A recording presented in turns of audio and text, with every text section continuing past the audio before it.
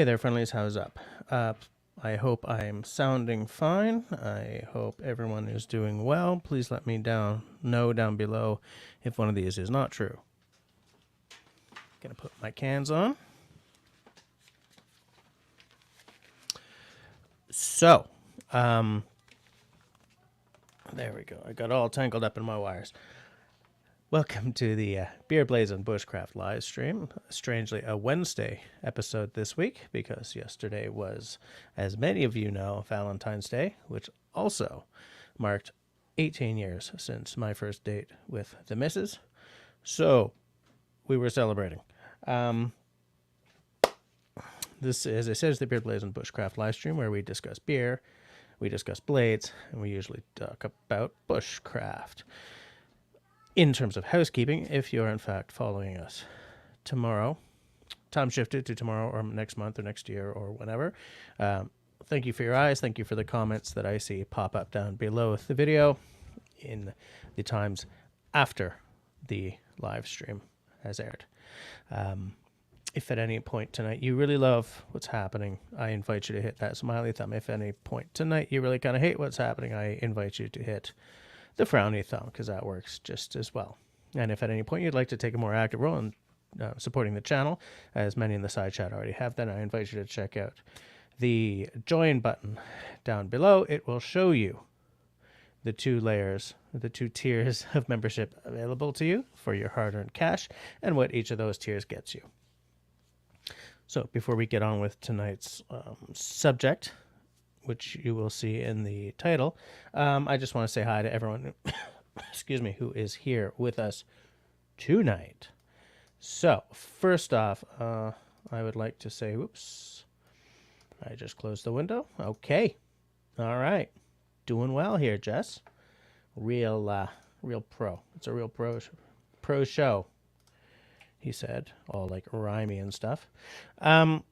So up first we had Peanut Trucker, who's saying that he can't be with us tonight because he's got to get up at 1 a.m. That's all right. Mr. Trucker, we'll see you next time. Excuse me. We had Grace in the house. How's it going, Grace? Grace, by the way, is a channel member.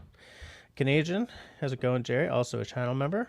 Jerry is getting up at 2:30 a.m. to go catch a flight to Curaçao. So I'm grateful for any time you're going to spend with us here tonight, Jerry, but please do not feel pressured to stick it out for the whole show. Linda from Lipstick Lodge, also a channel member, found several salted caramel fudge recipes via Googling. You know what? I'm going to do this in the StreamYard window so that I can show some things up on the screen.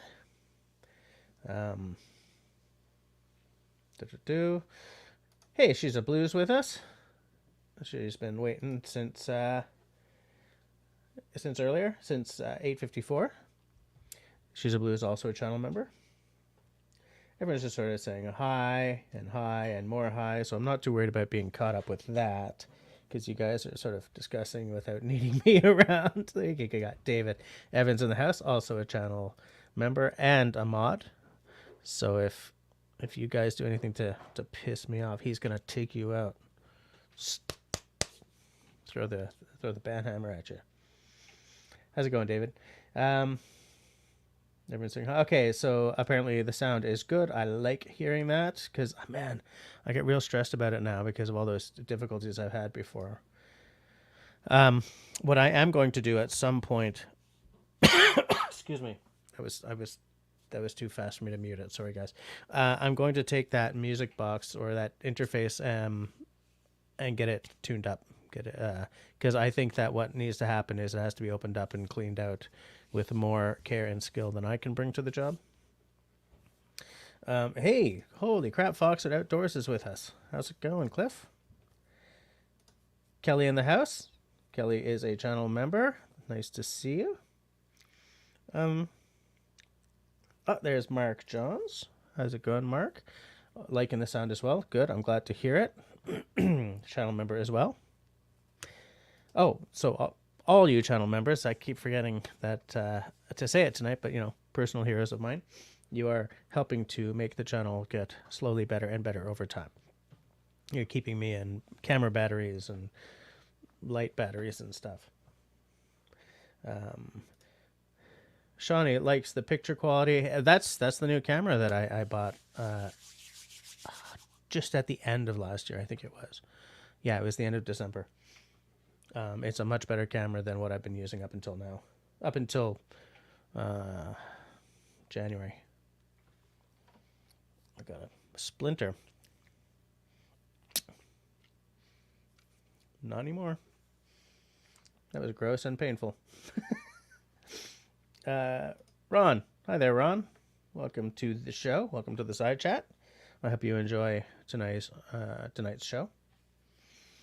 I'm just trying to say hi to everyone who's here. There's Carol. Hi there, Carol. Nice to see you. How are you doing this week? How's everybody doing this week? We got even Ian, the web lord, is here. How's it going, Ian? Ian's a channel member, personal hero of mine. Thank you for throwing that up there, David. Nice to. Al saying, why do I still not have a wrench? I don't know. We'll talk about that at some point. Because that's an interesting question, actually. Destiny, bonjour mes amis. Blink twice if you're still with the visit. I am worried about David. Poor guy. Destiny is also a channel member, so was, personal hero of mine. How was Valentine's? So this is, as we say in Quebec, this is kind of Keten, which means cheesy, but it's not a quite one-to-one. Valentine's is the anniversary of my first date with the missus. So as of last night, we've been together for 18 years. So we do tend to celebrate Valentine's with gifts and stuff. She gave me 4 pair of Fjellraven shorts for the summer because she's like, your shorts, your Bushcrafty shorts, they're done. Here. So I said, I love you. But yeah, it was good. We had tacos with the kids, and then we had a chocolate fondue for afters, for dessert. We had a really nice wine.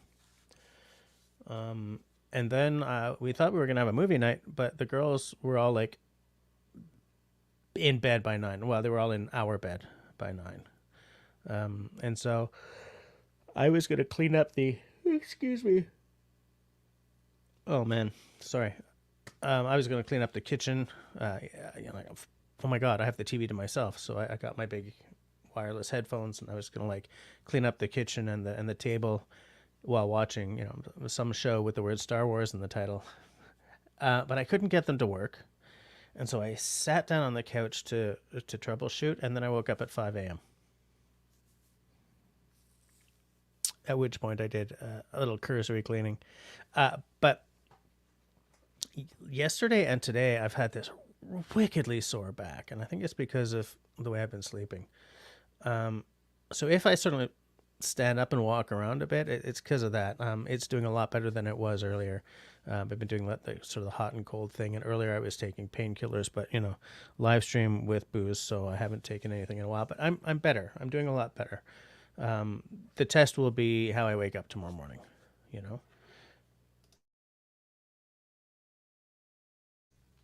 Okay, I got the mute on before this time. But yeah, so it was a good night. Even though I was asleep by 9, like 9:30. Because everyone was in bed. It's like, oh my land, I could have done my stream tonight. But it's a mess around here. So anyway. And then I fell completely asleep. But it was good, yeah. Pam Bergman in that house. How come that's not showing up? Pam Bergman is a channel member, i.e. in other words, a personal hero of mine. Yeah, I've got really dry eyes tonight, David. I'm feeling really blinky. I have this long-term thing, like a chronic dry eyes. Like I take some drops, but so if ever you guys see me blinking a lot, it's because they're just.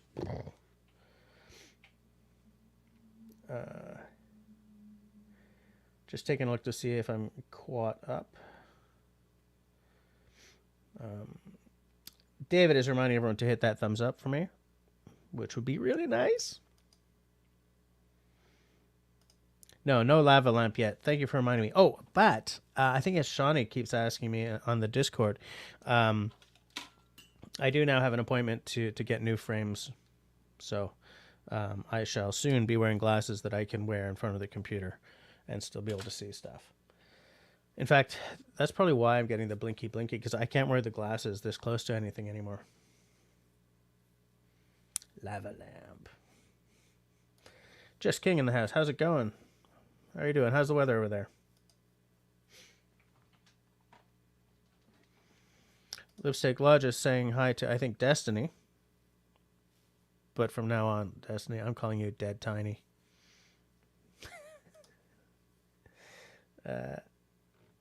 We need a special feature with Barry White music. Yeah. I wish I could do like a Barry White kind of voice. Do a little singing. Might be able to, well, Russell's telling me to give that man a wrench.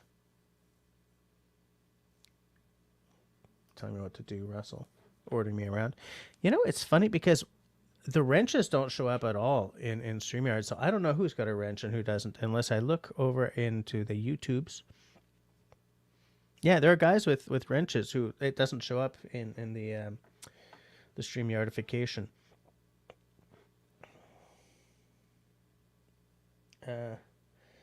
Country Boy says, hello all, happy Tuesday on a Wednesday. Hey, whoops. Let's talk about the beer. Right? Beer? Hold on, let me get the text off the screen. So, what do we got here? This is Torieuse. Oh no, it's a strong beer. It's not a strong beer, it's 5.6%. I mean, technically anything over 5 is a strong beer, but come on. This is from Brasserie Malt Company, and it's a cacao stout, chocolate stout, what the hell's cacao in it? Cocoa stout. I knew I would get it out eventually. So the flavor. Hey, there's English on this, so I don't have to translate. Flavors: dark chocolate, espresso, and caramel. Served between 4 and 8 degrees Canadian. The dark one. Black is luxury, class. In its purest demonstration, it's as attractive as a thin piece of chocolate. On the palate, it is generous and enveloping. Enveloping? Moving right along. Let your lips dive confidently into this liquefied darkness. Drink up and discover this dark liquid by Malt Company. That reads better in French. In English, it sounds like it's horribly purple prosy. But anyway, whatevs. So let's see what we got in the can. I have never had this before. And I almost poured it into a Glencairn. That would have been embarrassing. Is it showing up on the screenage? There we go. Don't blow the pour, Jess. Do, do, do, do, do, do, do, do, do, do, do, do, do, do, do, do.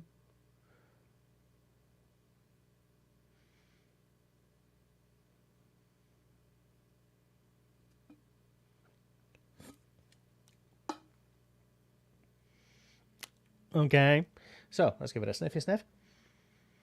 Oh, it does smell chocolatey and coffee-like. I am going to do a little sippy sip.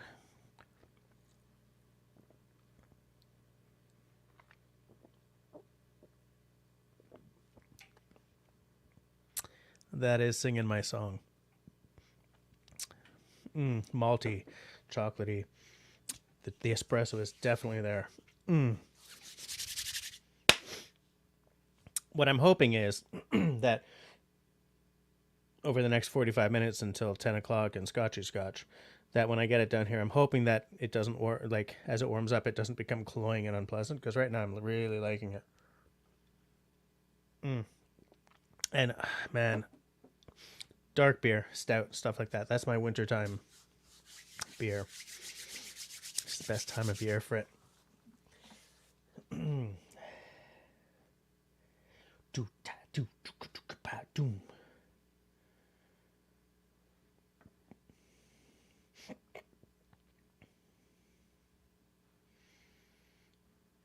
Hold on a second. I'm looking for.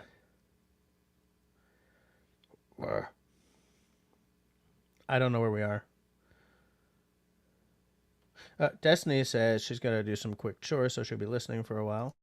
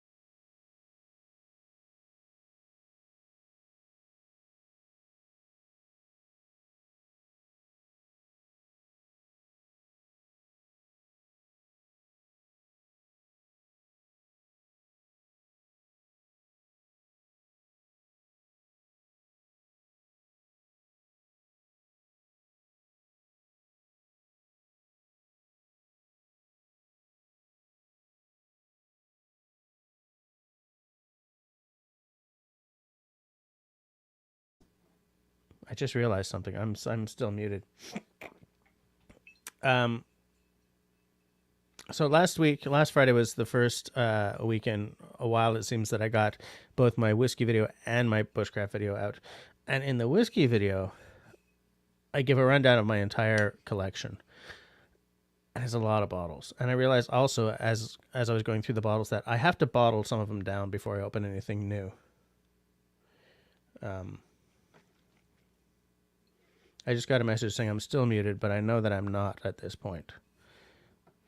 Because if I go to the YouTube, I hear myself. So that was a time delayed message. So yeah, I got to bottle some stuff down before I go opening anything else up. And I did receive something yesterday that I'm really, really into. This is the most expensive whiskey I've bought myself, like not counting, gifts. And I don't know when I'm going to be able to open this. But this is like, the Octomore line is the heavily, heavily peated line from Bushcraft.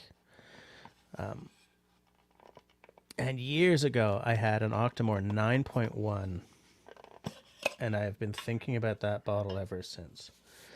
And I did a whiskey tasting with my fiddler last week, and this was one of the bottles. This is a 59.2% alcohol by volume. The peat is 137.3 parts per million, which is big. But it was just beautiful. And I was like, but I can't spend, because Octomore is clocking at $300, almost $300 to just over $300, depending on the number. But then 2 days later, this one came up on sale for like $239, which is like $70 off or something. So I was like, oh, yoink. Oh, it's nice to have an Octomore in the house again. It's been years. Peated single malt. Goodness. Al would hate that whiskey. Anyways, so if Al wasn't around, I was going to pour this. This is Burial at Sea. An old puffer receiving a Viking burial in the Sound of Jura. As the petrol tank ignites, the gathered crowd eats herring from their wellies. And that really is what this thing tastes like. Their tasting notes on these bottles are just bang on. and poetic. One thing I definitely notice about this one down around here, though, is that there's a bit of an iodine note that I don't tend to love. It's not too powerful. It's not too overpowering, but it's just a little bit there. Okay, so let me catch up with where they. I'm skipping ahead. Wait, except I just noticed that Darth Vader is in the house. How's it going? How many days until Christmas?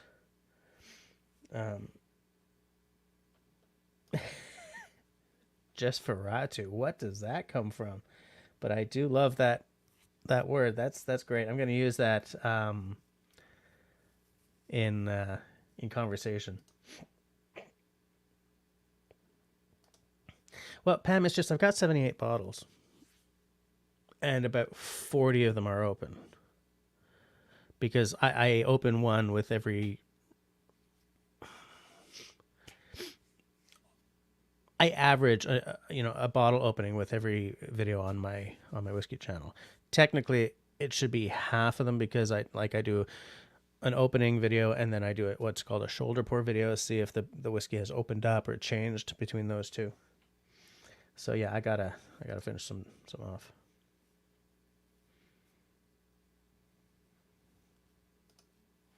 As I said, Al would not be an Octomore fan.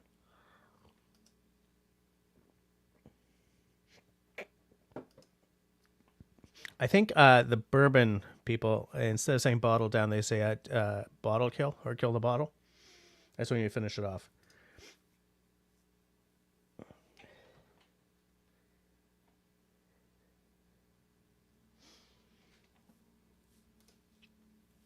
Yeah, but Jesse has good taste in whiskeys too. Okay, so well, Mike, it wouldn't be $2.39 in American dollars. Whiskey Harbor, how's it going? How you doing? Oh, speaking of expensive, man on the street's got a King George. That is expensive in Canada, man.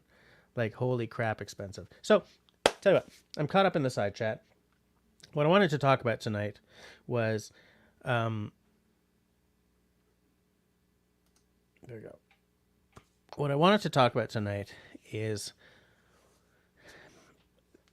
the proliferation of like a little electrical devices in campsites and when people are bushcrafting and canoeing and stuff, and how some of these devices make a lot of sense and some of them are just for entertainment purposes or just whatever. And when I was a kid, there was nothing electrical at a campsite. I mean, sometimes like we had one of those little pop-up campers, right? And so there's like a gas stove in there and there are lights in there. Blah, blah, blah, blah, blah. But fairly often, when we were camping with a tent, you had one of those lanterns, the Colemans, and you turn it on, makes that sound, and, kind of a gassy smell. Coleman stove. When I was a kid, we also had one that you had to pump up. There was no, what's that thing called, a thermocell or whatever to get rid of mosquitoes. We had those coils, mosquito coils.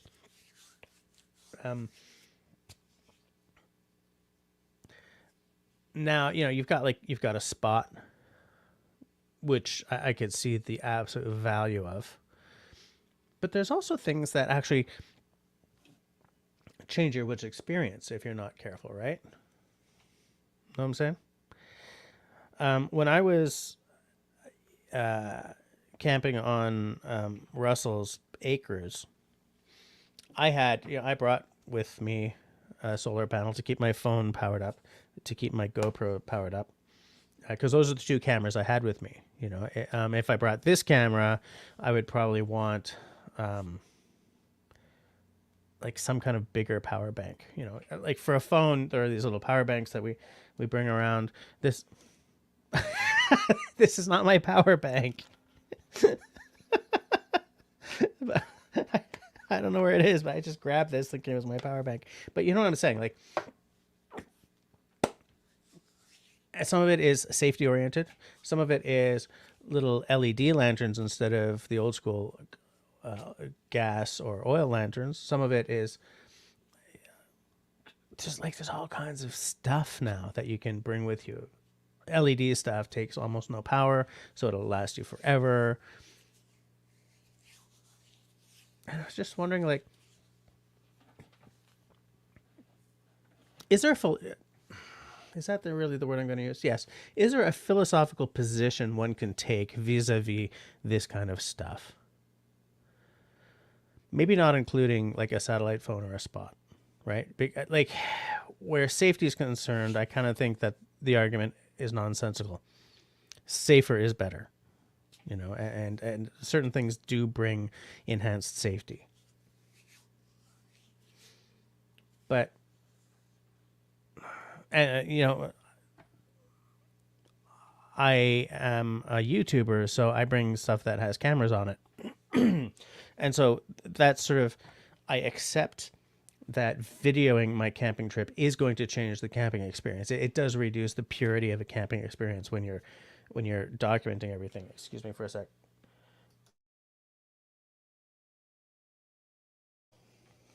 But aside from that, is there, like, is it something you go to the mats over, right? No, I do not want electrical devices in my campsite. Yes, I do want electrical devices in my campsite because of X, Y, and Z, right? LED lamps tend to be a lot smaller than big hurricane lanterns. You know, safer in the tent. Excuse me. My cell phone distracts me. I don't know. Like some people are not.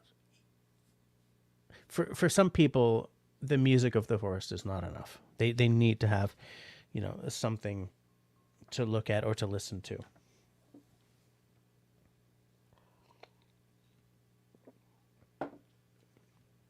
Is one of these positions more legit than the other? I'm kind of thinking not. I know which side I'm on, but that doesn't necessarily mean that there's no room for the other side in this kind of discussion. I'm just going to catch up with, hold on.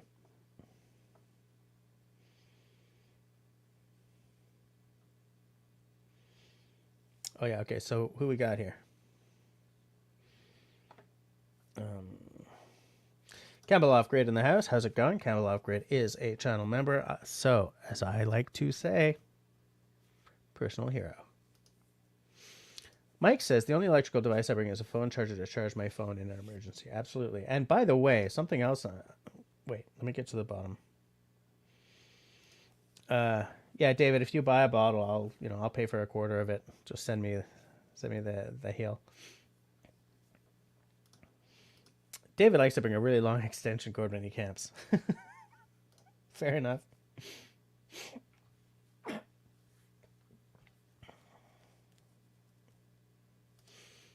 Al is talking about why he, now that he's retired, he bought himself the King George V whiskey, because hey, you're at that position where live a little, right?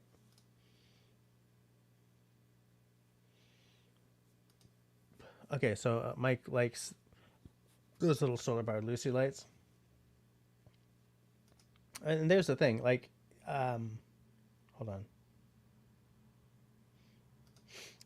David will be celebrating when his house guests leave with a bottle of Johnny Walker Blue. Fair enough.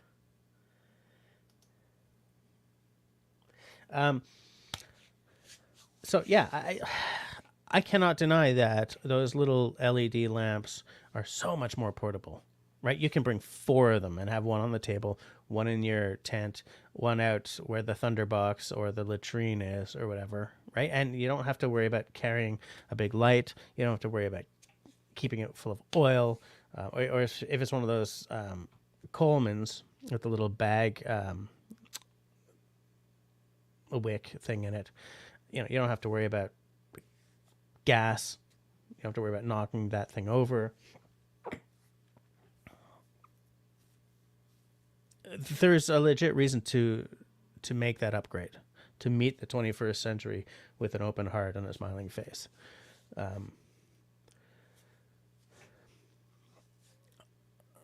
Pine Martin once called me while we were doing one of the panel discussions. I think I don't remember what we were talking about, but he called me a romantic because the stuff that moves me about camping is old school, is the flickering living light of the fire in a lantern or a campfire, rather than what I see as the cold, hard light from any kind of electrical source.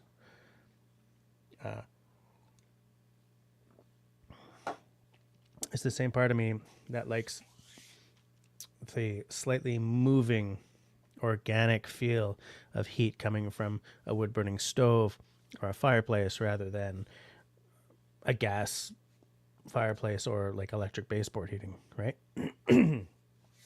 And I have to acknowledge that my love of these things has nothing to do with my interest in progress.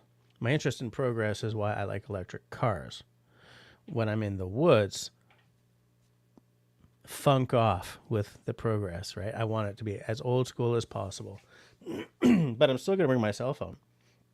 And, there's still a case for if you're camping with kids, bring the iPads for bedtime or like after supper for an hour kind of thing, so that they can, I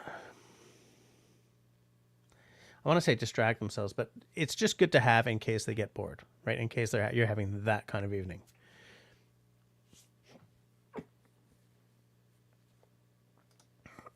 Pam says, on our last camping trip, we took a small LED projector and watched an old 1950s movies on the wall of the tent. I'm old. My tent has a real bed. And David says, what is it with people named Pam and watching old movies? My Pam is the same way. I like old movies too.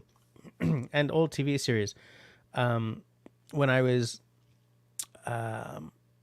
working as a reviewer, excuse me, it's not a good way to start the live stream. When I was working as a reviewer, Disney sent me an entire season of the old Zorro TV series from like the 50s, black and white. Loved it. I also got the first 5 James Bond movies, I think it was. Old school stuff. Loved it. There's a magic to 40s and 50s era film. Right up into the 60s. Very different magic in 70s era film. But yeah, I do appreciate those old sort of, before everything got digital right up the arse,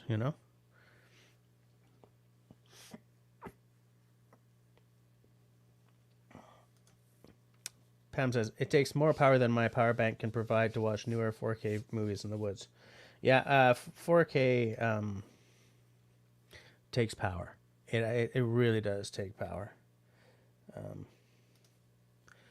Campbell says, to your point, Justice, spent many evening playing euchre by the Coleman naphtha lanterns. Yeah, I bring a deck of cards everywhere. Where is my deck of cards? I have one in my bag all the time, and I have one here.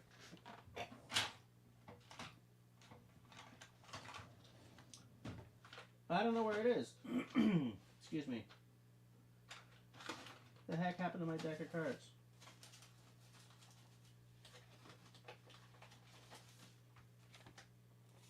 I found some money, though. What the heck? Oh, well. Anyways, I was going to make a point, but yeah, you got to have a deck of cards. When I'm camping alone, sometimes I'll play Patience, or what's the other word for Patience? Solitude? Solitaire. Solitude is why I go to the woods. Just, on occasion. Mike says you can never go wrong with a 1950s movie. Absolutely. The Nick and Nora cocktail glass, which anyone who watches my whiskey channel will know, is the one true cocktail glass. Excuse me. It comes from an old movie. Such a terrific cocktail glass. And I mean, there's some pop culture power in a film that spawns a cocktail glass name.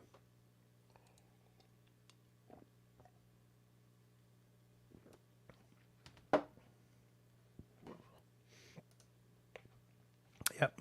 The Thin Man is absolutely a great movie. Like, so many good movies. Every era has some terrible movies, but so many good movies.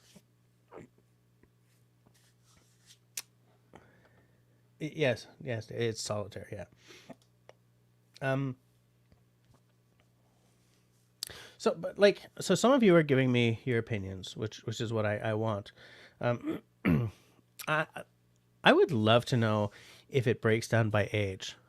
Like people like me who remember camping in the 70s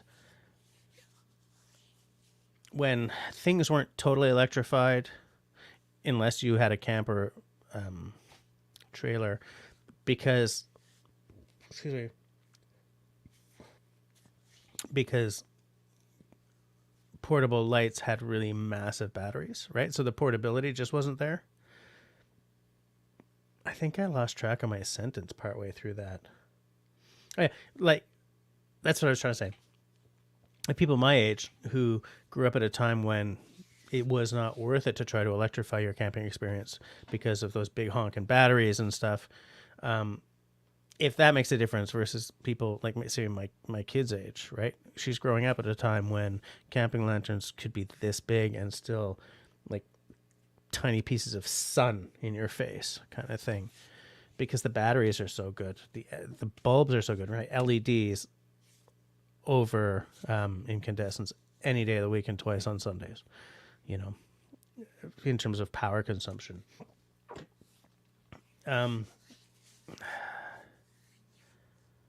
like I feel that there might be a generational aspect to that people my age or like because I'm Generation X, sort of coming in at around the end of Generation X, but like how Gen X and maybe elder millennials would feel that way, whereas younger millennials and younger than them would be like, "Hello, LED that shift right up, man."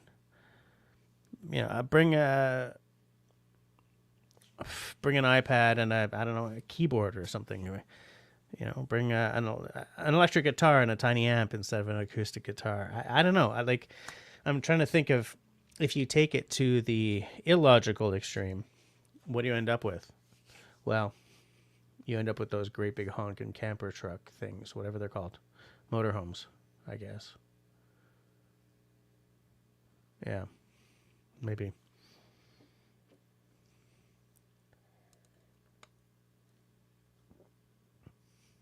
Yeah, I guess that's what you end up with. Um, Hold on a second.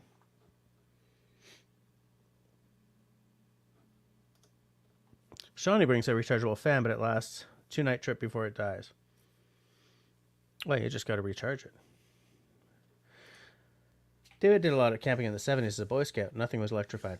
I did a lot of camping in the 80s, like the 90s, as an air cadet, and nothing was electrified there either.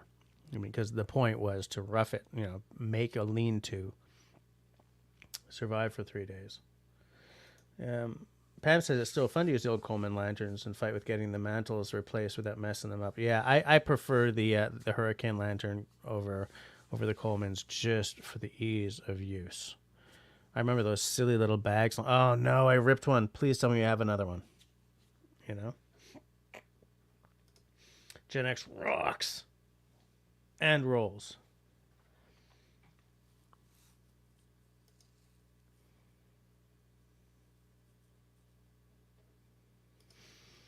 Man on the street. Al says, speaking of movies, I got the fizz at the trailer for the Flash movie, regardless of the tool staring at it.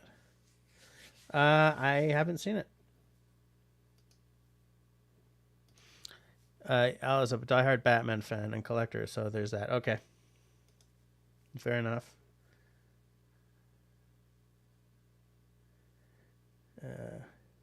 Hey, Sean, Alaska. I have an app on my phone that plays old time radio shows. Nothing like the shadow while sitting around the. Really? That's cool. Wait, do you use an Android or do you have an iPhone? I think you're Android, aren't you? I would love to listen to the shadow on my phone.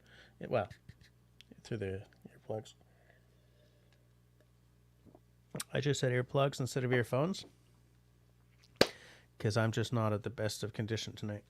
Hold on, I have to adjust my. As I told you guys, I got a wicked sore back the past couple of days, so I'm trying to. This chair is really good for lumbar support and stuff. It's very expensive, but my day job bought it for me. So, win. Okay, so now I'm sitting the way I'm supposed to be. Spent 2 days with hot and cold packs. Oh, by the way, hi Sean. Android. Okay, yeah. It seems like a lot. Several of you guys have listened to The Shadow. Who knows what evil lurks in the hearts of man?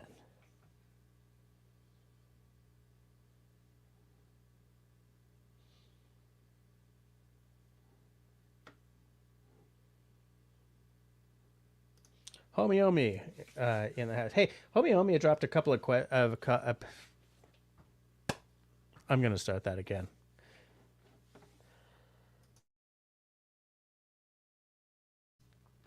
Homie Omi dropped a couple of good comments on some recent videos. One on my 5-tool. I think they were both on my 5-tool rule. And he brought up something interesting that he likes a way longer knife than I do. So I just wanted to acknowledge that. Those are some good comments, Homie Omi. Thanks for dropping them.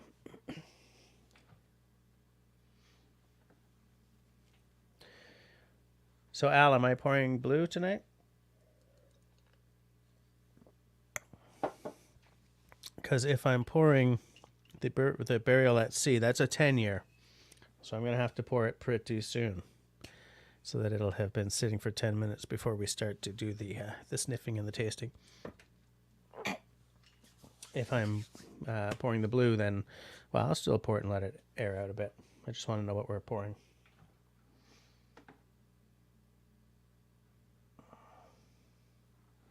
I'm just drinking water tonight. Pour both. I'm not pouring both, David. Jeez. Man on the street is asking. Al is asking if I got some more blue or green. I mean, I've still got the blue, the second bottle of blue. The green I haven't been able to find yet. That made me really sad. Made me very, very sad. Hey, Linda might go live for her birthday on Saturday. Russell, I'm gonna let you pop in whenever you're ready. I still feel kind of bad about surprising you that other time.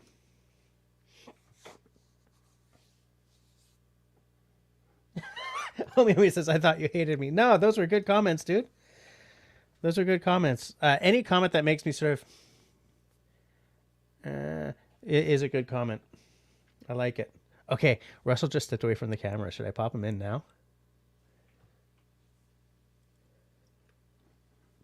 Al says blue it is then. Okay.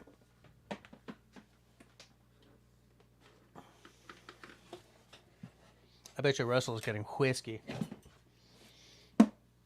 Oh, I'm so pissed off about breaking that bottle of green.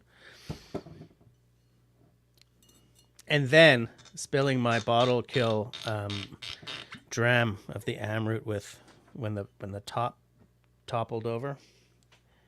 Hey Russell. Is your sound on yet? Did you just swap our places? Hey. Hi. Yeah, I think I do that automatically now. Okay. So I got my new What a nice glass. yes. Sorry, you said glass, right? Yes. Yeah. It's okay. You can look at my glass. Now I got that cheap stuff in the cupboard, as you know. Yeah. I also have this I could try. Yeah. I don't know. You, me, and Al will all try the blue. These boxes are serious, right? Yeah. Oh, you know what? What? You know, if I get cremated one day, that's like probably the perfect size for my ashes, right? I could check on that for you. There's Yeah. there's an urn in the other room. Oh, I thought you were gonna try something more direct. There's this guy at work I really don't like. Yeah. Homie says, I found a video of a guy that mods a Leatherman. Joy I talked about. You know what? It's funny because I wanted to do a video response to that comment of yours, but I had already done a video response to something by Serge, and I guess I can only do one video response for video. Simon, who used to always come to the side chats, he's altered. I think it was a Leatherman. It might have been a Victorinox, but I think it was a Leatherman. He sort of customized his a little bit. So I was hoping he would see your comment and chime in, but he's very, very busy. He does that sort of, and he's one of those works 80 hours a week kind of people. So, oh, Russell's actually opening a brand new bottle. Yeah, I just got it. Shawnee likes your new glass.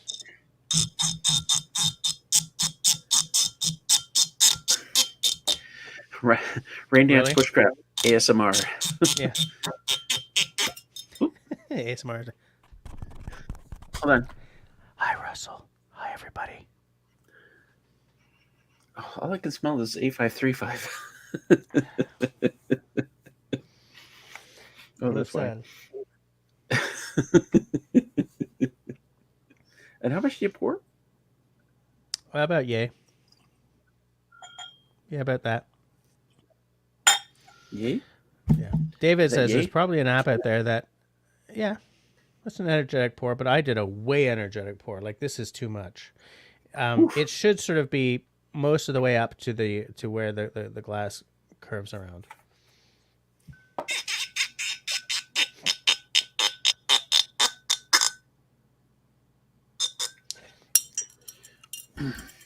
So David was saying there's probably an app out there that estimates the amount of ash based on your weight. That means I would fit in a garbage can. Lipstick Lodge. Linda's having a licorice tea. Al says that sniff was worth $21.50, Russ. Okay, I'm gonna do the bleeding. I'm not ready yet. It's not 10 o'clock yet. I'm not doing the whiskey yet. Oh, it's like, wow. Yeah, it's actually moving. Hey, Kristen Grounds. How's it going, Christy? Wow, that's something. That's way different than the that other glass. Absolutely. Yeah, because it's designed to concentrate the smells, right? And I've got a big nose, and it just barely fits. But that's probably perfect. Yeah. Yeah. Oh, I forgot the. Nice that you got the tag back on your glasses. So when I get my new glasses, should I put a tag on them too?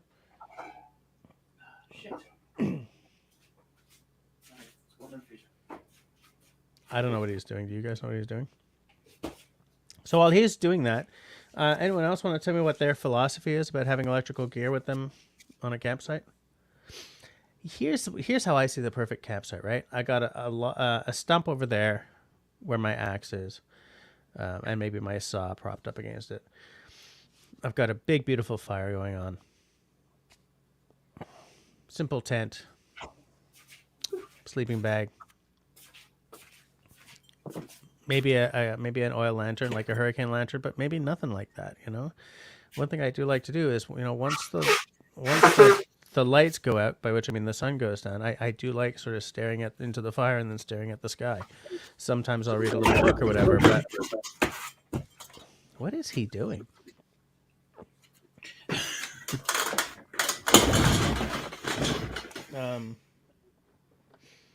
Hold on a second. David says keep electrical gear is the bare necessities. Christy says that she camps in a travel trailer because it's all about the comfort. Yeah, you're definitely gonna get more comforts in a trailer than on the cold, hard ground. Yeah, David meant to keep the electrical to the bare necessities. Yeah. Hey, can you drop a wrench on Al already? Oh yeah, I forgot about that. Can I do that from? Hold on. No. Well, maybe I can. Nope. You can't? Hold on. No, if you can't do it within StreamYard, then I can't do it. Perfect. Here we go. Perfect camp, Jess. 32-foot camper with AC, heat, fireplace, multiple bedrooms, outdoor kitchen. Are you sure you're actually on wheels there? Al, you're hurting my soul. I can't believe I just dropped a wrench on you. I was like, well, no, I drilled Should have dropped 4 it. holes in each side of the, or sorry, 2 holes in each side of the house and put wheels on it. We're camping. Oh, hold on. Excuse me. Hey, Al, it's my birthday, and I'm late to this party because of it. Nice. Happy B-Day, mister. Happy birthday. I would ask how old you are, but, you know. You know. But that's cool. Were you having a party tonight, or are you having a party on Saturday? Country Boy says, why do I always say country boy like I'm a country radio announcer? Country Boy says, although I come across as a purist, I always have my job site radio. I love music. I turn it off sometimes to listen to nature. Um, yeah, I don't bring any kind of radio to the woods. Although I do like music. You know, I do like listening to stuff in the car on the way there and on the way back. But I just maybe I should try at some point bring a little radio or something. But yeah, for me it's all about the music of the woods. Um, I love it. Christy says, "Look at Russell becoming a Scotch drinker. Even has the glass now." It's 9:52. Okay, hold on. Finish the Boy. tasty beer. Doing a little palate cleanse with some tea. Oh, you know what I should do? Here's what I'm going to do.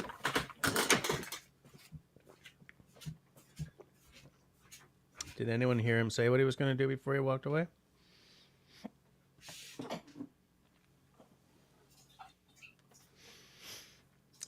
Okay, everyone's saying hi to excuse me. I do not know what's going on.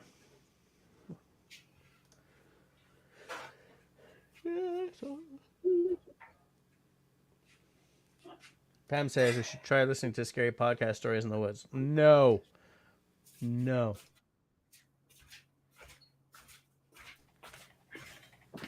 No way. What the heck is he doing? Oh, are you going to do a compare and contrast, an A/B?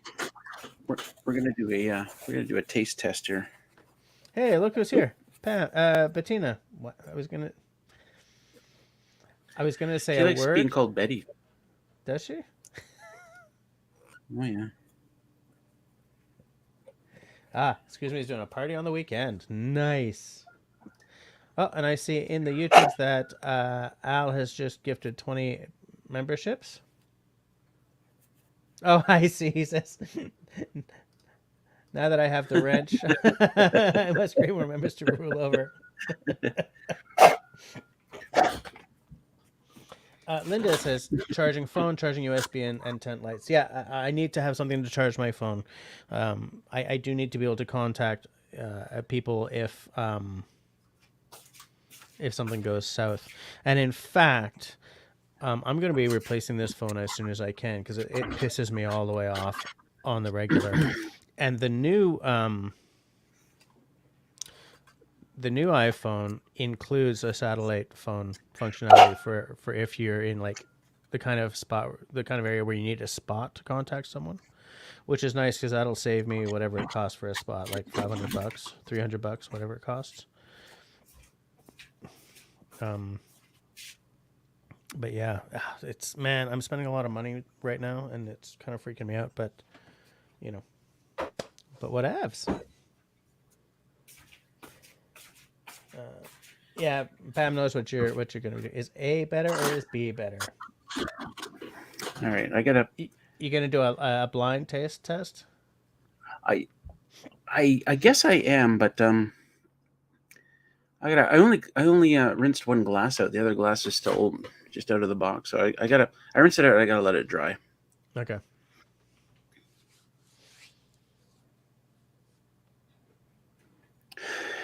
Can I drink this yet? Country Boy says, Bettina, shit, you were early. Absolutely. 5 minutes until I can drink my whiskey.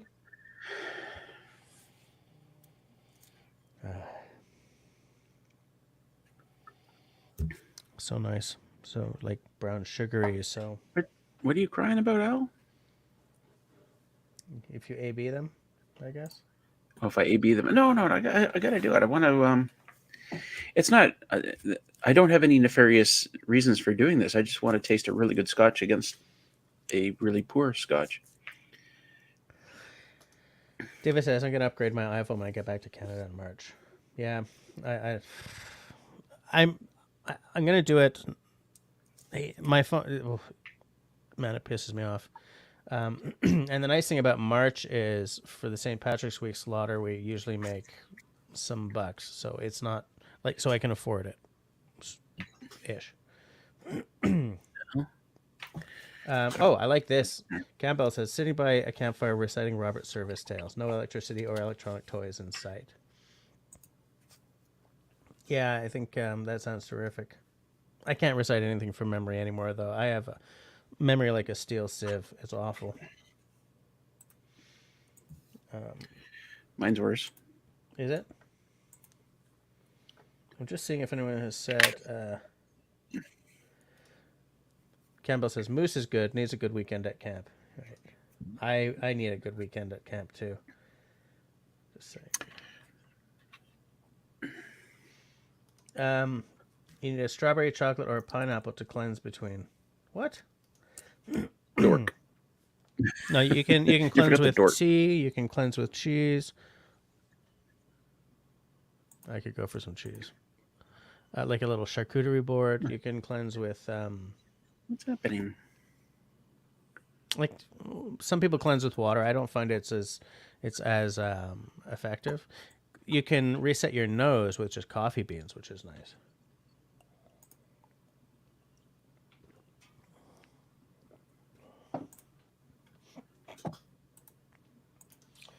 Linda says, I woke a coon out of a tree at 4:30 a.m. One morning when I turned my radio on, never did that. Poor thing fell out of the tree. Fair enough.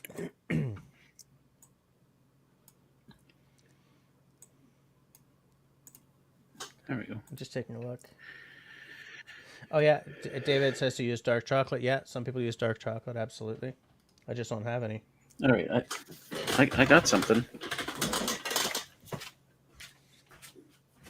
Pam is heading to camp this weekend since Monday is a holiday for us. What holiday is that? Is there like a bank holiday for some people on Monday? That's... Would that do? The magic shell? I mean, I might have to put it on some ice cream so it hardens. But that'll do, right? You're hurting me on Al's behalf, Russell. No, this is the only chocolate I have. But, you can eat it. You can take a bite of an apple. Yeah, what am I, Bettina? I don't do apples. Al says, no. God, no. What? Why? I cleanse with tea. I mean, I palate cleanse with tea. I don't mean I cleanse with tea. Just let's be clear. Tea. Oh, all over me.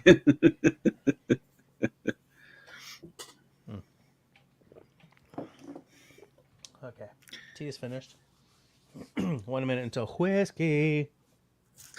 Whiskey time. Whiskey. Hey, you know what I haven't done in a while? What have you not done in a while? We haven't no, there's no new music. That's a shame. Hey, do you remember? No, because last time we did the music, I got a copyright strike. Even though there's no reason I should have. Which song was it? I don't remember. No, you didn't get a copyright strike. You got a claim. Claim, yeah, right. A claim, not a strike. No, not a strike. That's bombast. Jesse's being bombastic.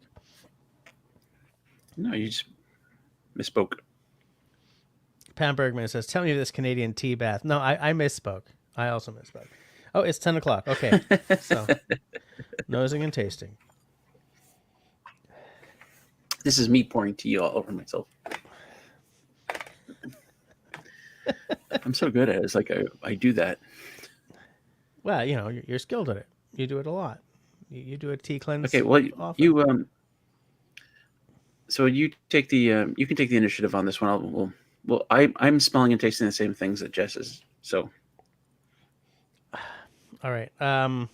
So this is the Johnny Walker Blue. I don't have the what's the other one? Grants. It's not Doers, right? It's Grants you've got. Oh yeah, Grants. Yeah. Okay. So for the Johnny The Walker, bottle is cool, but brown sugar like a creme brulee, caramel, a little touch of butterscotch, vanilla because of American oak, touch of a spicy note on top, like a cinnamon, maybe a nutmeg, and actually more of a nutmeg, malty, like a malt sugar. There's a heather note. Is there a heather note? Hold on. Something meadowy. Yeah, I think it's heather. Something slightly floral coming up the back end.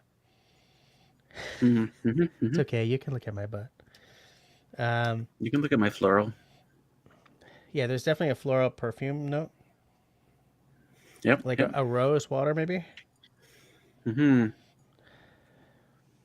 And a touch of like a furniture polish, like in a dark wood wax, like a wax polish. Now let's see what we have on the. I'm making mine cry now. Yeah. Looking for the tears.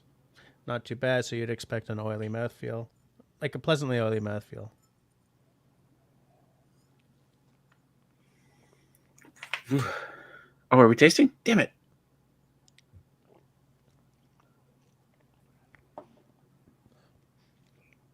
How far do you got to go back? I didn't even get any. You gotta. So there's a lemony thing. First thing that hits is like a pepper note, a little baking spice. Then right after that comes the sweetness that I was talking about. Very, very, very light touch of a green apple or a pear. Lemon, there's a citrus note that with the sort of like wood furniture, like old library polish, kind of makes me think of what's that lemon stuff that you've polished with? Pledge. Yeah. Touch of leather. Like there's a lot of really good whiskeys that go into this blend, right? And so what I'm getting is a lot of those notes from the various whiskeys. I don't remember any of them right now because that's sort of not the headspace I'm in. But yeah, it's very good. This is a very old school tasting whiskey. This is an old school blend.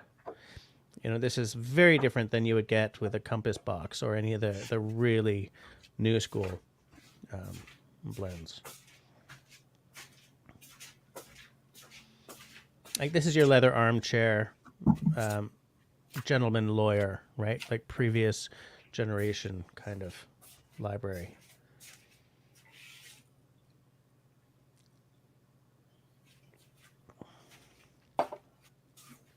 I think people are quoting service at each other here.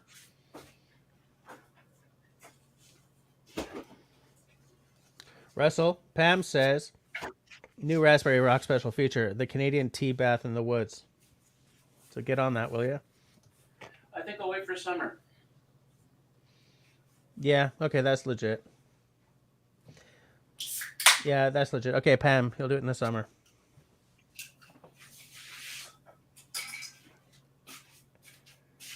Oh, Christy says, touch of citrus like lemon pledge. I love it. I love it. No. Damn it. Oh, are you pairing it with a beer? What are you pairing it with?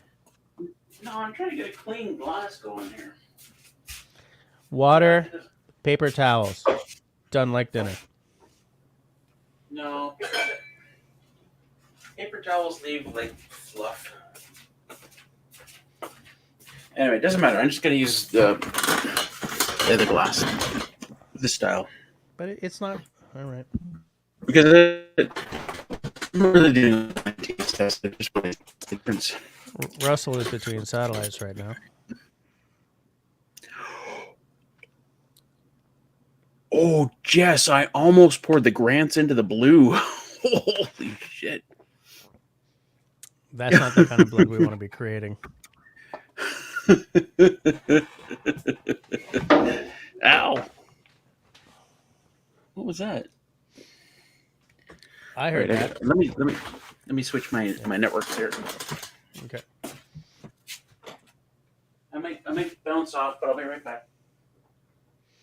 Country boy, when in whiskey tasting they say furniture polish, they're not talking about like, oh, this tastes like a chemical. It tastes like an impression of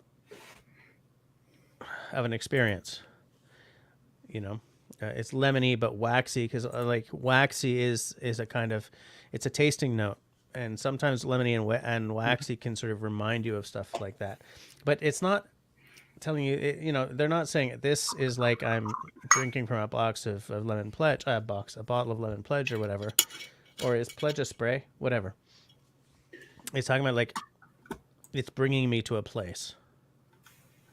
You know, so I mean, the waxy furniture polishy thing, it's not a negative taste. It's an impression of something. What in the world? Where in the Ah, world is Carmen San Diego? I remember that. Uh-huh. I remember the video game. You know what's weird is Al gifted 20 memberships, but not a single one was actually handed out. Is that because everyone's already a member? Well, no, I mean Bettina's not a member. That's weird. Well, Bettina's like the only one. No, there's a couple here who aren't members yet. So why isn't it handing them out? Oh, homie. Yeah, he should get one. I don't know. Oh, Sean Alaska? Mm-hmm. Oh, that's weird. I don't know. Anyway, I'm gonna try the. Here we go. I'm gonna try the blue, and then I'm gonna try the Grants. Hey, the blue is a good whiskey. The Grants is what I would use the Grants for. The Grants, I would use as a mixer, right? Throw the Grants with Coke. I would never put Coke in the blue unless I really wanted to piss off Al, which I don't want to do. I think it would have been much worse if I poured the Grants into the blue. That's not the kind of mixer That you would have been want. bad. That would have been I was so awkward. close. I was like, whoa. Okay. Mm. Mm. Hey, David Evans is asking, except it just jumped. Hold on. David is asking if anyone has tried the solar Oh, panels that come with Bluetti or Jackery power cells. Do they work? I think they work, oh, but they're heavy, aren't they? holy hell!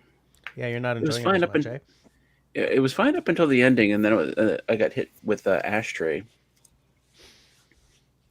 That would be from sort of there must be a, a peated or a smoky scotch in the blend there.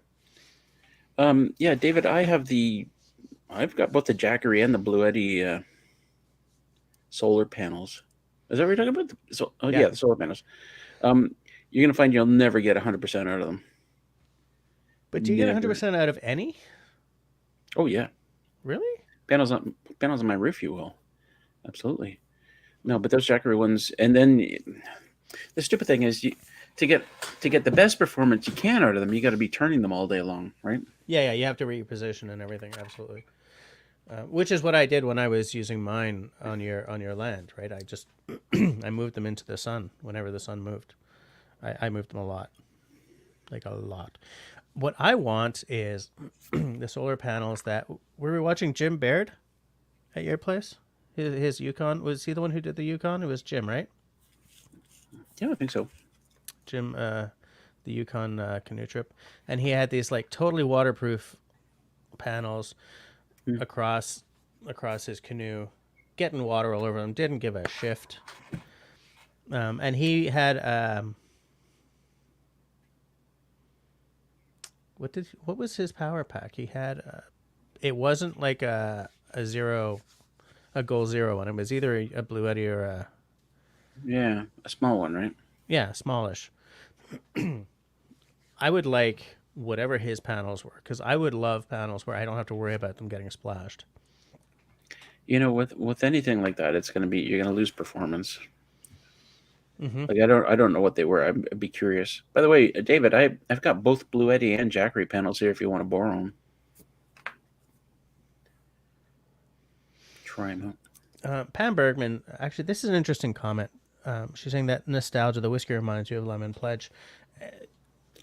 The thing about whiskey smelling and tasting is that it's so subjective that if I was to stick this to my nose and say, I smell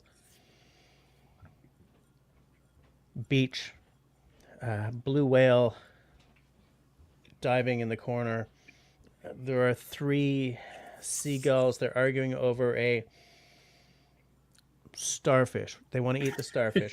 Like, if someone is giving you these kind of notes, they're legit, because it's so, like, there are certain elements that are in here, like literally in here. There is a caramel note, there is the vanilla note, there are certain things that American ex-bourbon barrels gives to whiskey. There are, a heavily sherried barrel will give you dark fruits, stone fruits, orchard fruits, kind of thing. These things will happen, but then there's all these notes that, this is not the channel for this conversation. But anyways, long story short, it is so subjective that if you do like magic marker, then it's there for you. That's a legit tasting note. And I think that that the thing you said that I found interesting was the nostalgia aspect, because you do get, like, the furniture polish is reminding me of an old study, right? Not like it's not like a chemical thing. You're thinking of an old study, dusty books, leather armchair, maybe an old ashtray that hasn't been used in forever, but there's still like a little bit of a residue in the bottom, like stuff that you might go back to your childhood with, and that creates a warmth inside you towards whatever you're smelling.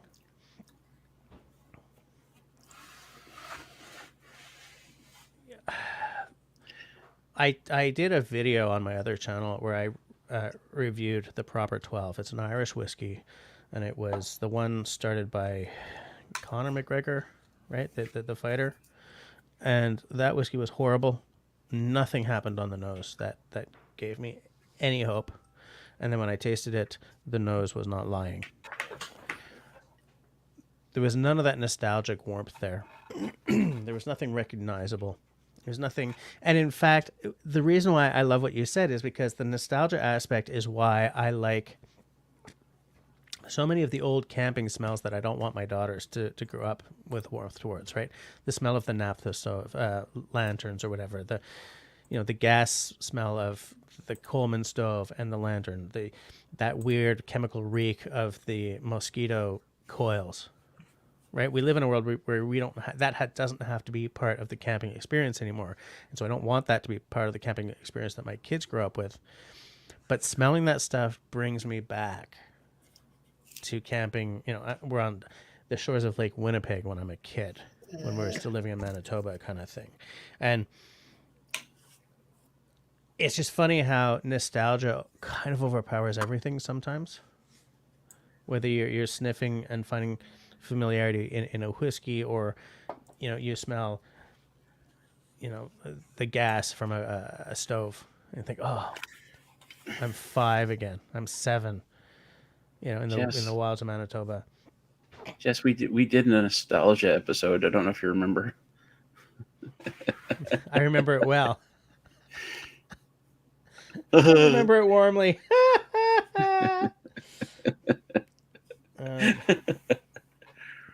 Yeah, you see, Shawnee's getting Christy's getting it. Fudge. Sorry, I saw Shawnee up there and then I went down. Sorry.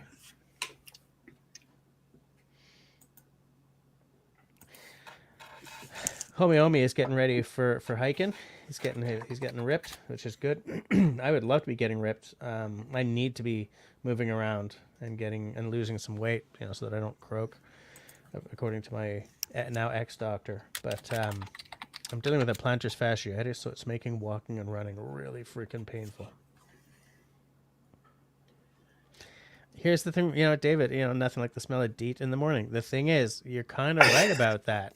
Do you know what I'm saying? I love the movie reference, but You know, you know what is interesting? It's not just because we were talking about everybody's palate is different. It's not just um, drinks like scotch; it's food as well, like and wildly different. And a yeah. lot of people like, I've seen people do blind taste tests with meat, and they can't Hmm. tell if they're eating chicken or pork. You know, Wow. Wow. yeah. It's like, what's it in their mouth? They're chewing like, I don't know what it is. Or even I was watching it was maybe it was Hell's Kitchen episode of Hell's Kitchen, and so for one team they brought in this big tray of food, and they told them, okay, we had some gourmet chefs prepare all this food, so you're going to eat it all and tell us what you think. So they're eating it and they're going, oh, this is really good. This is and they're talking all about it, and then Gordon Ramsay reveals, actually, this is all like cheap stuff, like chicken wieners and stuff, like that. It's just cooked and put on a plate. And It's all of them, all amazing. the wannabe chefs are like, "Oh God, really?"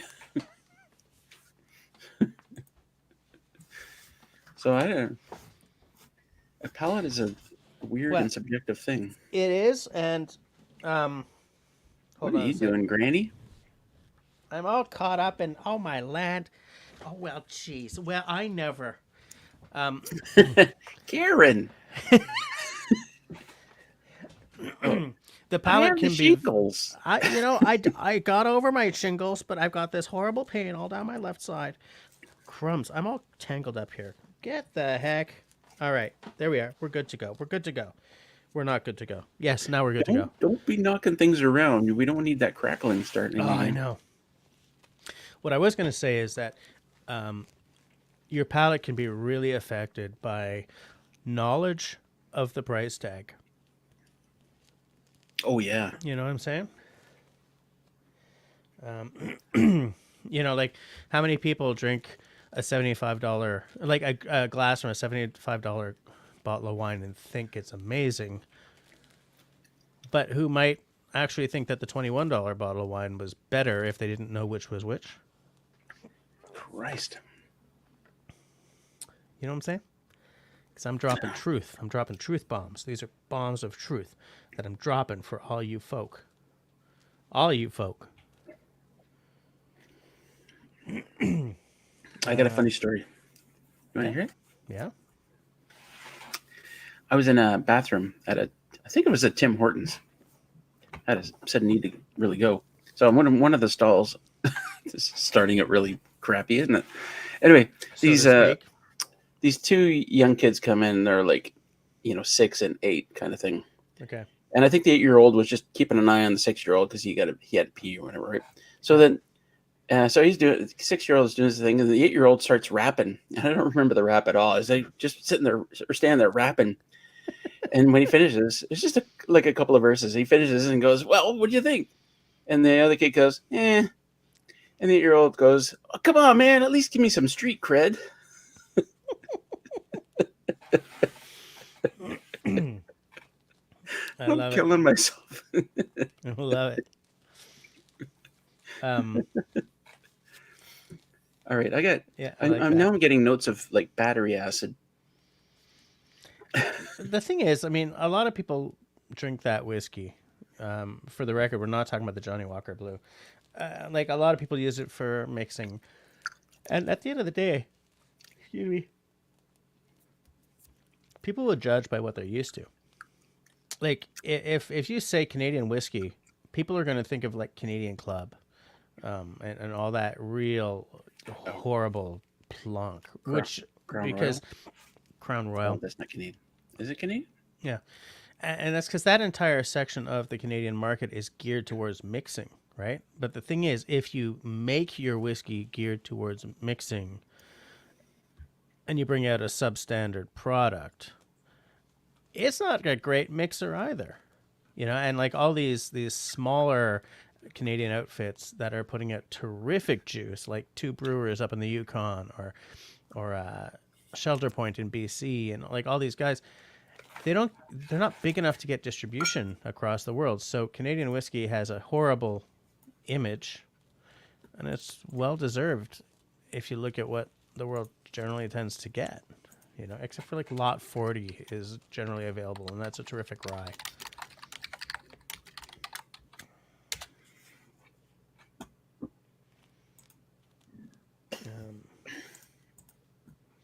Pam says there's no issues with the blanket. She has one too. Pam and me, we're soulmates tonight, okay? Come on, sometimes I turn into Captain Cabin Joel.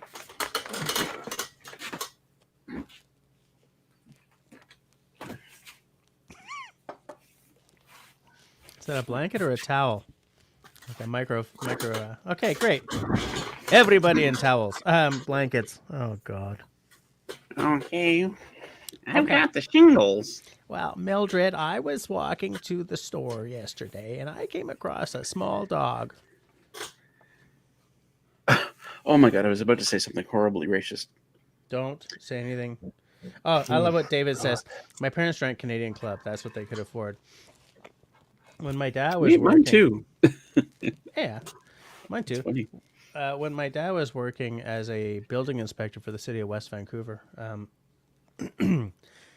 at that time it was just tradition that the building inspector would show up at a building site, and while he was inspecting, somebody would drop a bottle of Crown Royal in the front passenger seat. That was just every time an inspector showed up to a job, boom, a bottle would show up in his seat. So he had all this Crown Royal, and he's like, "I am never gonna drink." My dad's he's a beer guy, you know what I'm saying? So I took one of the bottles home one year, because he's like, all these little bottles in the purple bag. Yep. But like, it does have a place. You know, it does have a place in mixed drinks. It does have a place in the memories of so many Canadian kids. Their first kegger experience, I remember downtown Toronto once. I was fairly young, and I was walking through a parking lot. Actually, I had my car then, too, my Honda Prelude. Love that car. Anyway, walking through going to my car, and this homeless guy was just sitting down right beside my car on a curb, like kind of like hidden in amongst the whole thing, with this great big bottle of Crown Royal. I turned the corner just as he's like holding it. He looks at me. He goes, "Oh, sorry," goofed off. Wasn't even Canadian Club. This guy had saved up extra. Right? He's saved up. He's homeless, but he still has standards, right? Yeah. I love it. That's funny because I was like, "Good on you, man." Mm-hmm. Yeah, sure. Yep. Okay, it's actually pretty warm in here, so I I'm have in a a wood basement. stove, Jess. I'm in a basement. I don't have a wood stove. I wish I had a wood stove. I couldn't I'm have a in a wood stove cabin in in the the middle of wilderness. Montreal. Cabin in the wilderness. I have a disco ball. Fuck you. I mean, God. Funk you. That's exactly what I said. Yes, absolutely. Well, I'm going to get a lava lamp, apparently. And then we'll see who's the coolest of the cool. Okay, I'm about to do something that I haven't done in a while. Say goodbye to Mr. Grant. Good night, Mr. Grant. Sleep well. With the fishes.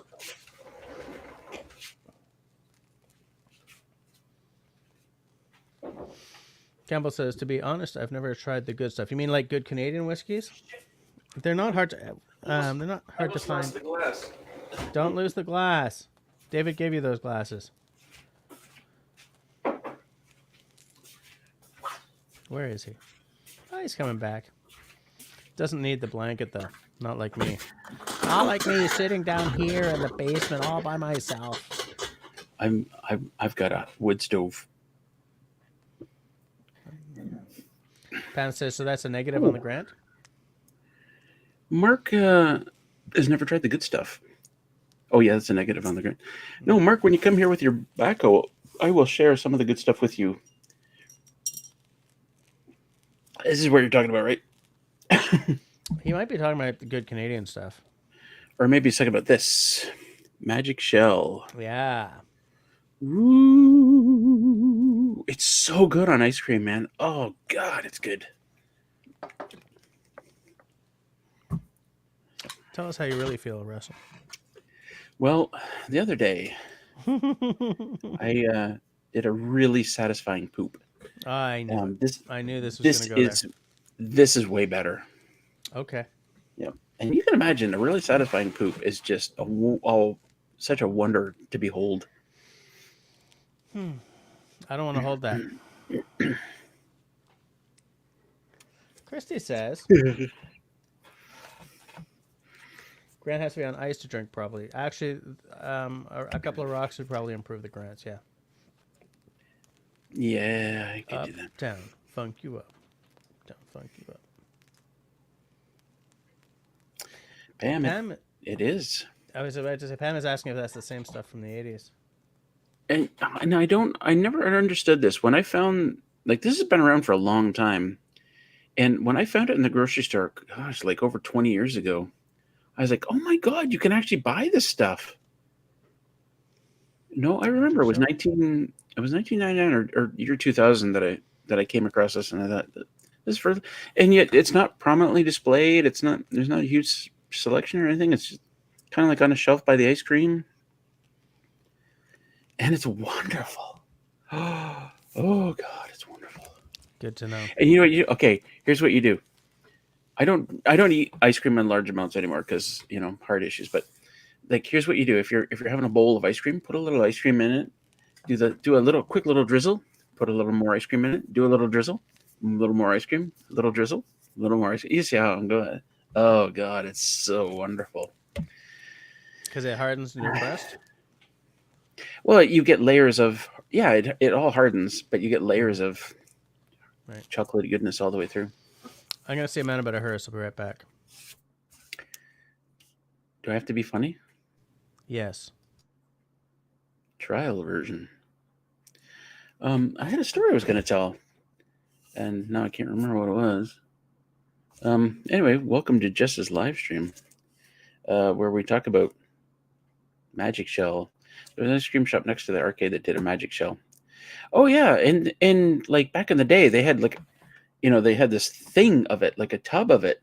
So you get like you get this squirrely thing, and then they dip the whole ice cream in the Magic Shell, right? And wait till it drips off, and then you get the whole thing is hardened, right? Remember that? I remember that.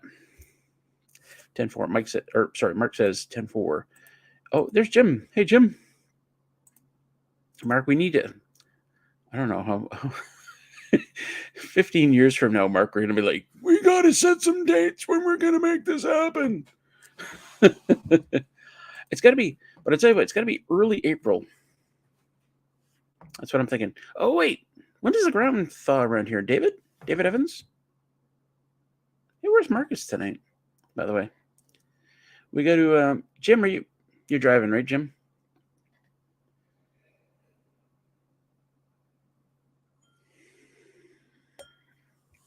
DQ dipped cones used a Magic Shell. Well, that's where I, until I found it in the grocery store, I thought that's the only place you could get it. But no, I forget how much it costs. And I rarely eat ice cream anymore because it's bad for AFib. Anything really sugary like that is bad for AFib. Although I'm a lot better now. Dairy Queen. Yeah, so anybody know when the ground thaws generally in this area? Or is it early April? I forget. And Mark, can your backhoe dig through frozen ground?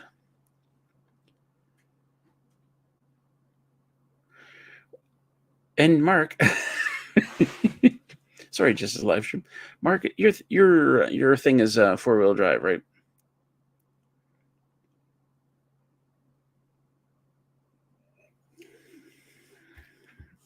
Not an essential requirement. I mean, if you get into a bad spot, I can pull you with my ATV. But 4-wheel drive this spring, the boat will visit Raspberry Rock. Yes, it can. Okay, so let's aim for early April. As soon as the snow is gone, then if it can dig through frozen ground, then let's look at as soon as the snow is gone. Mark, are you good during the week, or does it have to be a weekend? Yes, four-wheel drive. Oh, okay. Here comes the cheese. Cheese. Oh, yeah. Scott called it. An Yep. effing mound of cheese. I We almost, gotta. I almost fell on my arse there, guys. That would have been funny. Bettina has a backhoe too, and a skid steer. Oh, too late, Bettina.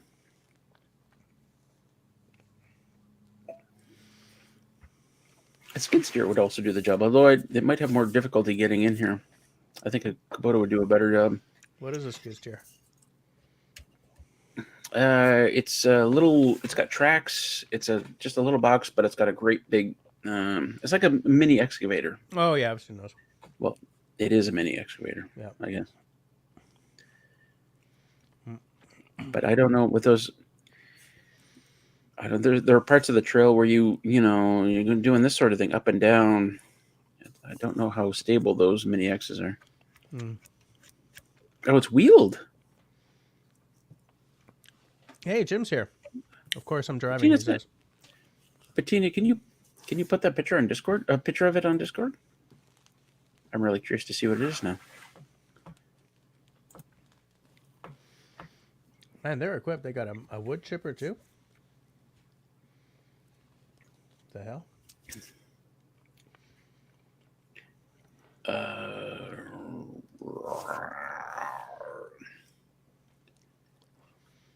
Country boy says, Bobcat is a skid steer. David says, like a Bobcat. Okay.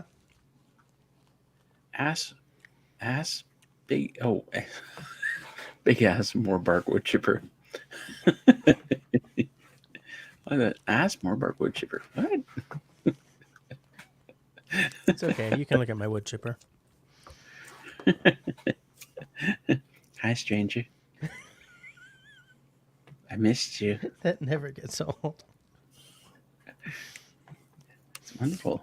My favorite part of that is when, like, the paper and pencil just descend from the heavens, and then he draws. He's like, it's like he's starting to draw even before it's there.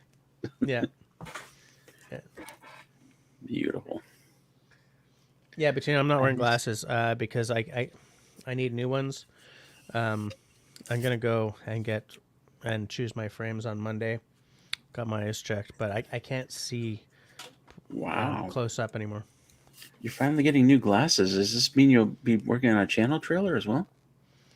I would like to work on it. You're right. I don't have a channel trailer is what I was gonna say because Channel trailer. channel trailer. Channel trailer. Trailer. Don't judge. Nobody judge. There's no judgment here. We're all friends. We're all friends. Am I right, people? Say it with me. Hi, stranger. I missed you. I feel that I can really be vulnerable around you. Did you memorize that entire video? Where did you find that video? On the internet, man. It's the ones that you usually play, with the footlongs and all that. Whoever does those animations, the animations are good, but the modeling of the faces and stuff is pretty basic and not great.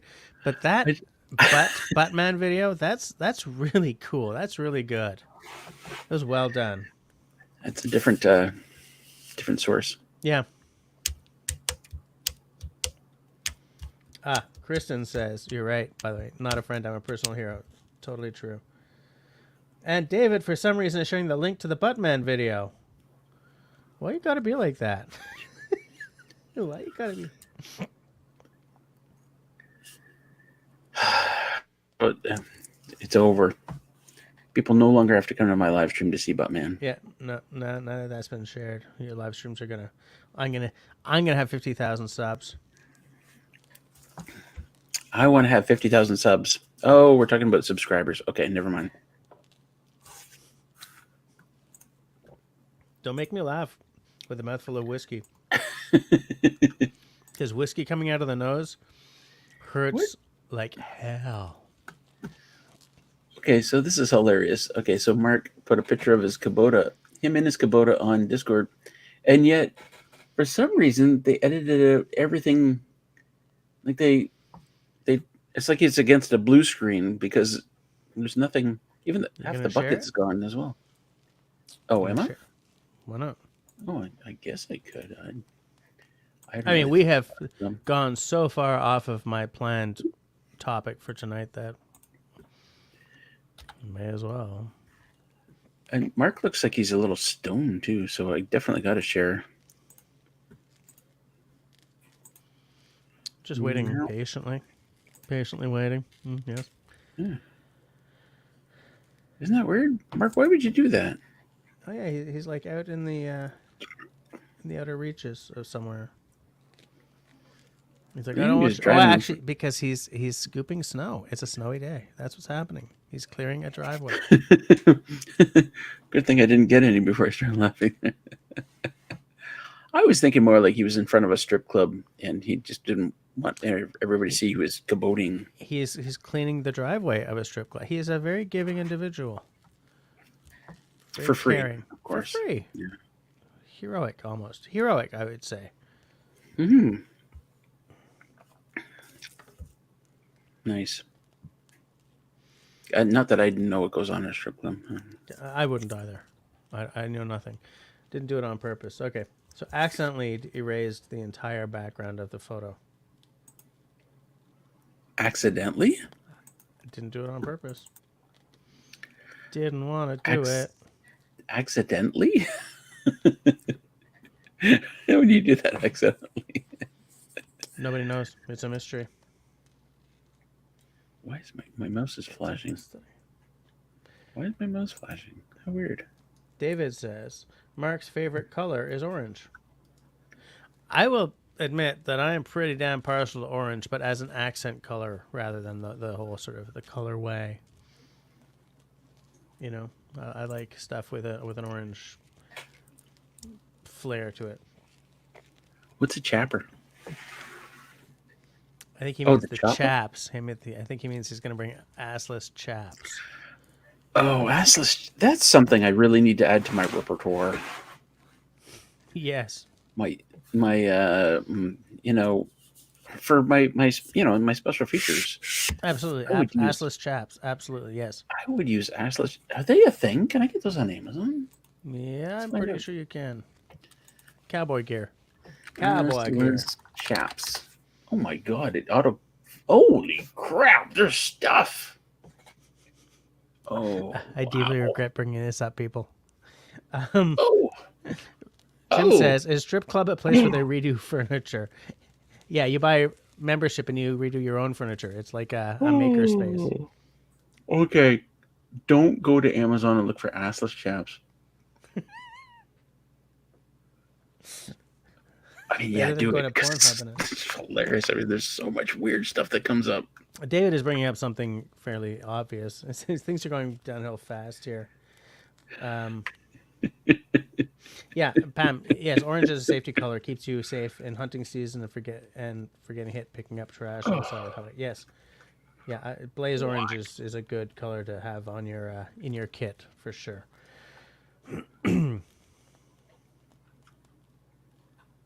Campbell used to. Okay.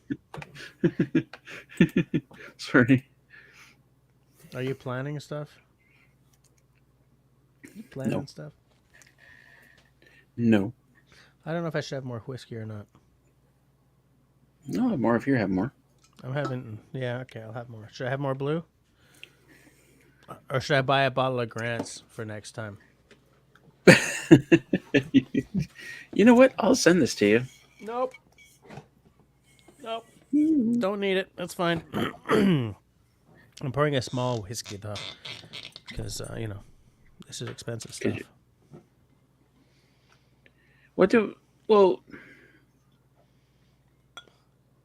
Yes. Were you gonna ask something? These bottles are heavy. It's a good quality bottle. It is. They are heavy. Heavy. Oh, here we go. Oh, I can't do a poll on your channel. Damn it. You can't? Okay, I'll do a poll. What are we polling? Can I do a poll? Should just have more whiskey. I've already poured it. There's no need for a pull. I've already poured it. What am I going to do? Pour it back? Well, quickly finish this one, then we'll do the pull. No. I mean, there's only 19 minutes left of the live stream. Caramel, butterscotch, creme brulee, brown sugar, espresso, nutmeg. I'm just recapping for those who weren't here earlier. Yeah, I know. Oops, that's not what I meant to. It would be interesting. Or just thinks of grants. Oh, I want to see some grants notes. Ashtray, battery acid, Paint thinner, nail polish, baby diaper. I have a 4-year-old. I still remember what baby diaper was like. I don't want to go there. Yeah. I have grandkids, but somehow I've escaped having to actually change a diaper. Yeah. Changing a diaper wasn't as bad. The thing that really used to get me was, when they still had the chunk of umbilical attached. Okay, yeah. Couldn't handle it. I'm squeamish as hell. Yeah. Squeamish. Is that squeamish in French? No. Squeamish? I don't think there's a squeamish in French would not be squeamish. I at Campbell Off Grid have no need for an excavator, but damn, I want one of those. Right? Who doesn't need an excavator or a Kubota or like a Kubota with a bucket and a backhoe? I'd like one, but I don't know where I'd put it. Yes, Al, I started with a topic, but then it sort of... I feel that the topic is the first half of the live stream, and then the last half is... It's Russell. A circus.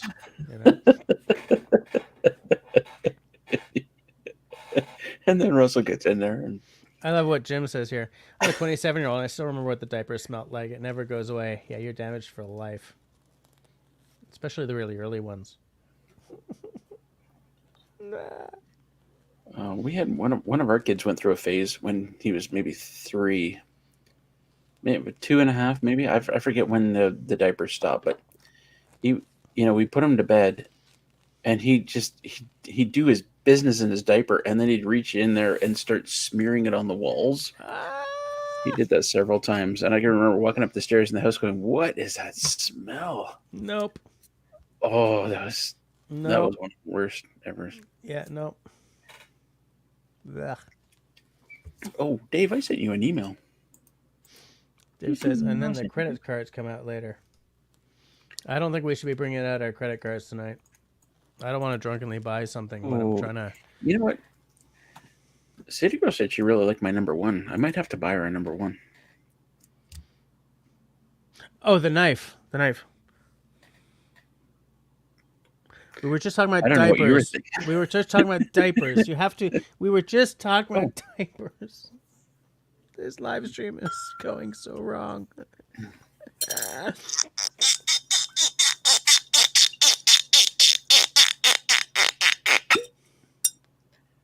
The pop on the end just totally makes that. Right. It sells it, right? The pop sells it. Oh, an energetic pour, as Jess would say. That is an energetic pour. That's okay. Don't worry about it. It's just whiskey. All right. What was that? My phone. I have a phone. You do have a phone. And I will soon be having a new phone. Because my current phone is just killing me. Did you... Oh, here we go. Bettina. That definitely does not have wheels. Bettina, what are you talking about? That's tracks. What are you talking about? What you talking about?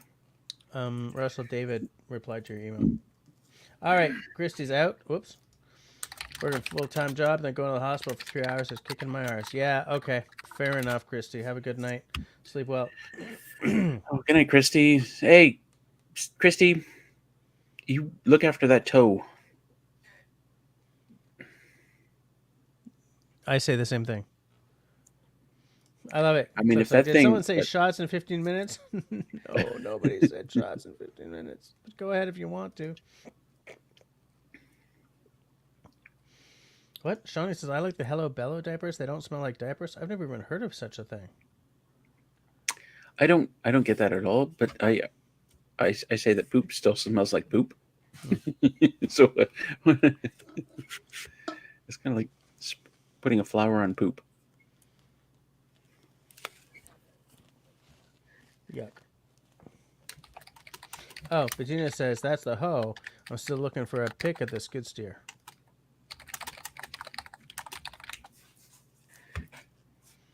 Sending pictures of hoes. What the hell?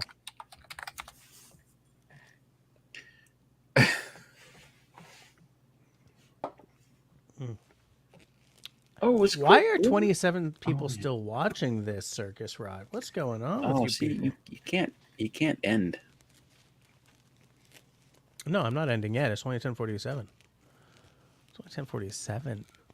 Now 28 people watching. Did everybody hit the thumbs up? Because if not, I think have to so. spank Junebug. I'm doing. Don't spank Junebug. She's so cute. No, I'll have to do it. If we don't, if If everyone doesn't hit the thumbs up, an angel will lose its wings. Be torn off by Loki. Wait, I think I'm mixing my gods. Never mind. Well, he's pretty talented, so maybe. No, fair enough. Camelo says we live for this circus ride.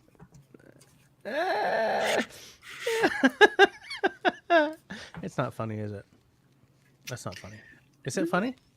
With the amount I've had to drink, I would say yes. It's funny. Fair enough. You know, Damn, did I hit the moving thumbs right up? along. I did. Did I hit the thumbs up? There we go. Should I hit thumbs up for my own video? You should. Okay.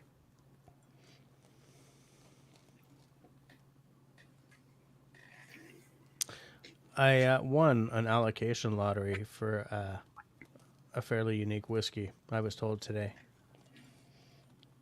So I hope to see it within a few months.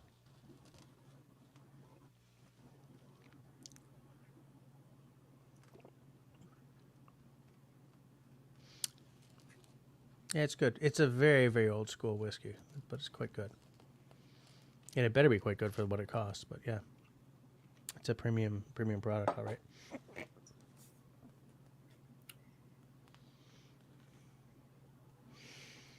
Jim says you probably don't want to Google hose.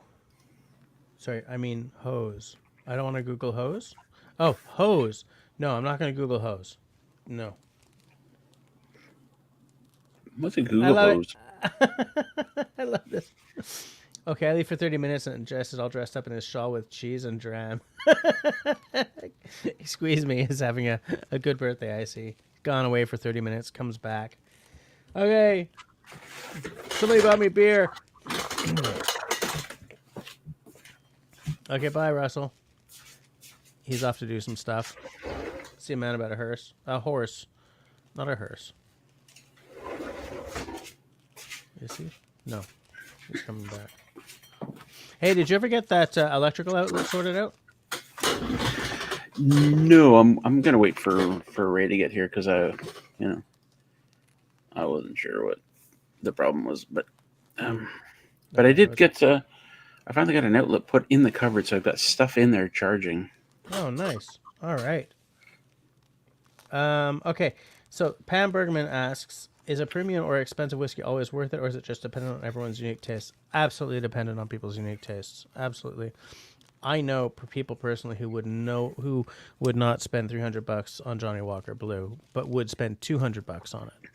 I know people who would nowhere near spend $300 on this bottle of Octomore,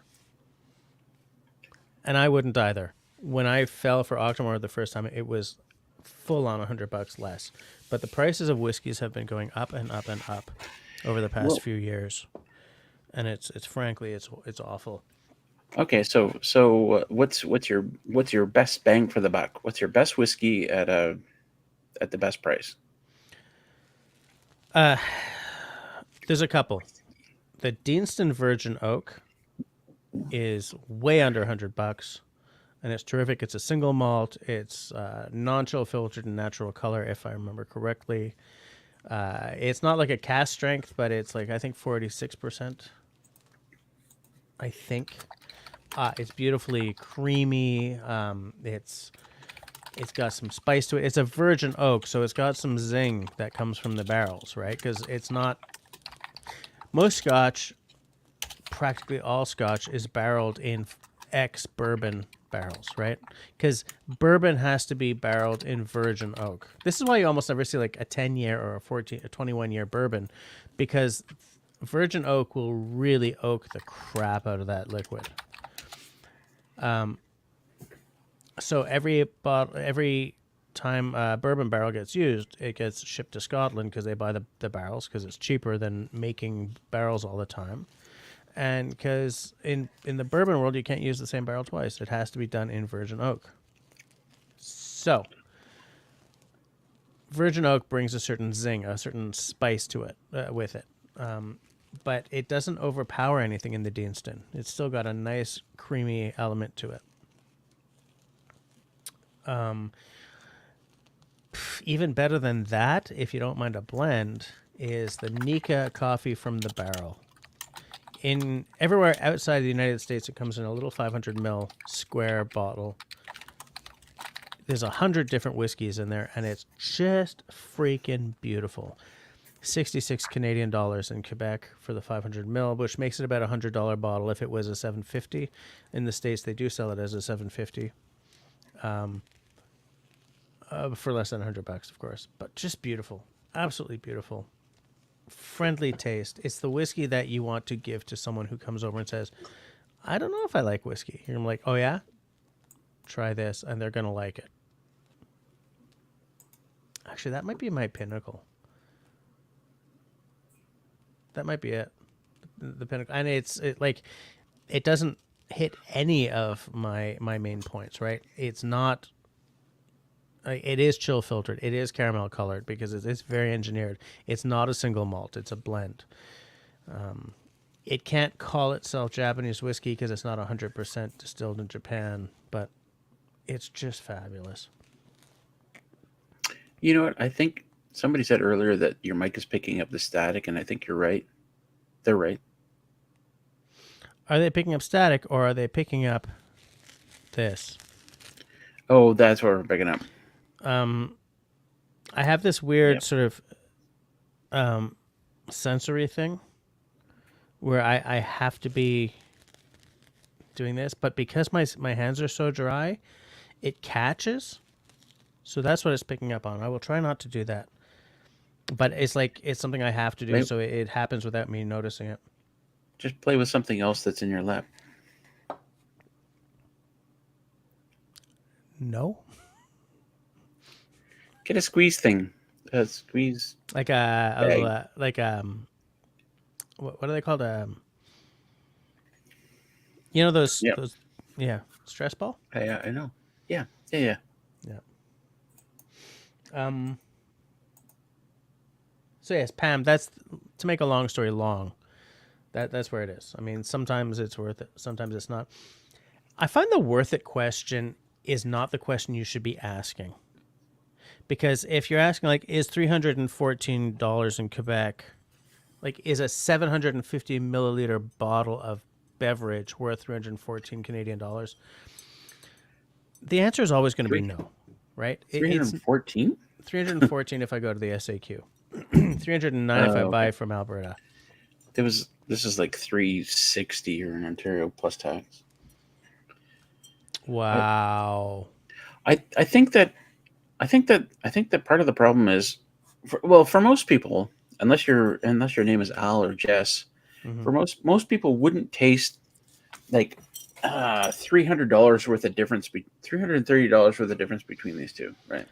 And because there's almost never like, what I was gonna get to is like we deal with the same question in the bass world all the time. I sitting right over there, I have a bass that cost me $12.50, and a bass that cost me $5,000.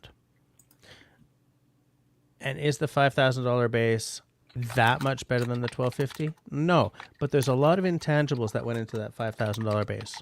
One of which was that I went to New York and picked the specific pieces of wood that went into building it. Right? I spoke to the owner of the company. It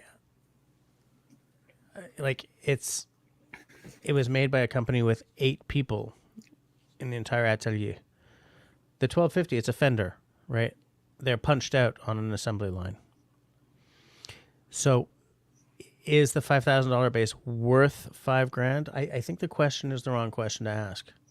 You know, is a Johnny Walker Blue Label or an Octomore worth $300? No, it's not the right question. Because the worth it aspect above a certain price point is very subjective. And at that point, the question is, does it give you the fizz? And if it gives you the fizz, it's worth whatever it costs. And if it doesn't give you the fizz, well, you should have done that. You know what I'm saying? But it's a great question because it does open up kind of a can of worms. Because to some people, a $5,000 bass is worth it because it's, made in America. Well, my 1250 bass was also made in America, by the way. It's handmade and blah, blah, blah. Yes, I agree.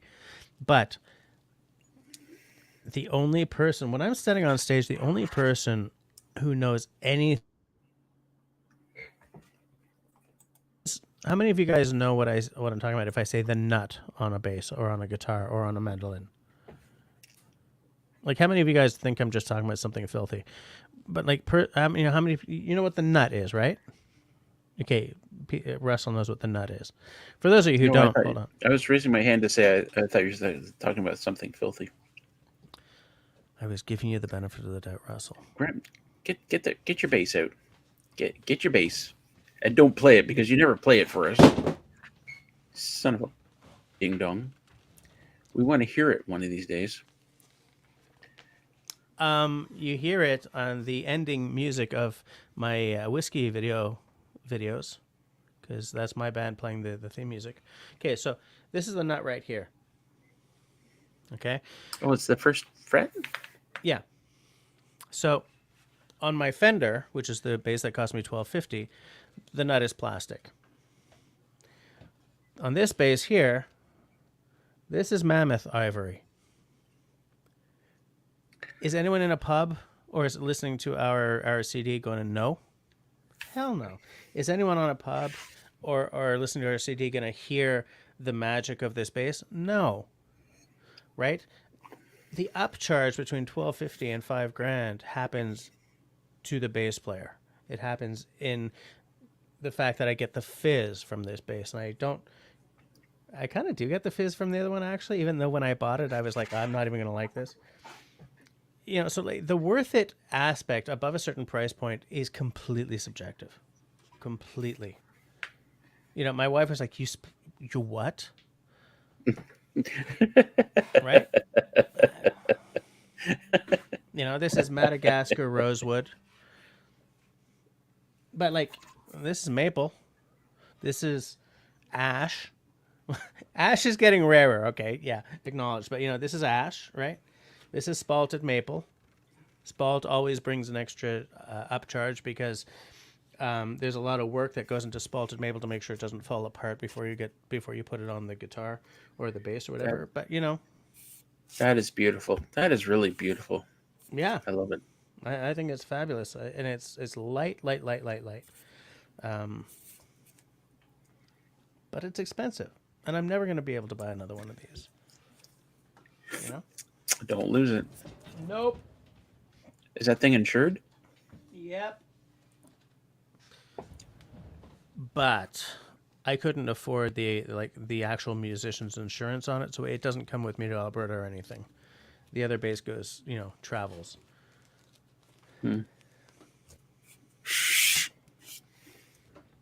No, David, it wasn't the blue. It was just the box. The blue is sitting here. It was just the box. David guessed the fizz from soda water. Okay. Jim says BC Rich Warlock Paulo Gregoletto signature. So you like sort of the heavy metal guitars. Tells me kind of tells me the style of music you like. Well, they're not completely heavy metal guitars, but that's where most of their business comes from. That was like really a long story long. Like just going off of our premium whiskey's worth it. I'm like, well, yes to some people, not to other people. Even whiskey anoraks sometimes are not going to spend. For my channel, I like to keep stuff around the 10-year age statement. Around I like to max it out maybe on occasion at $200 because I want to remain relevant to people who don't like, for whom whiskey is not their main. What the hell? It's Bettina. But what's she doing? What's with all the chains?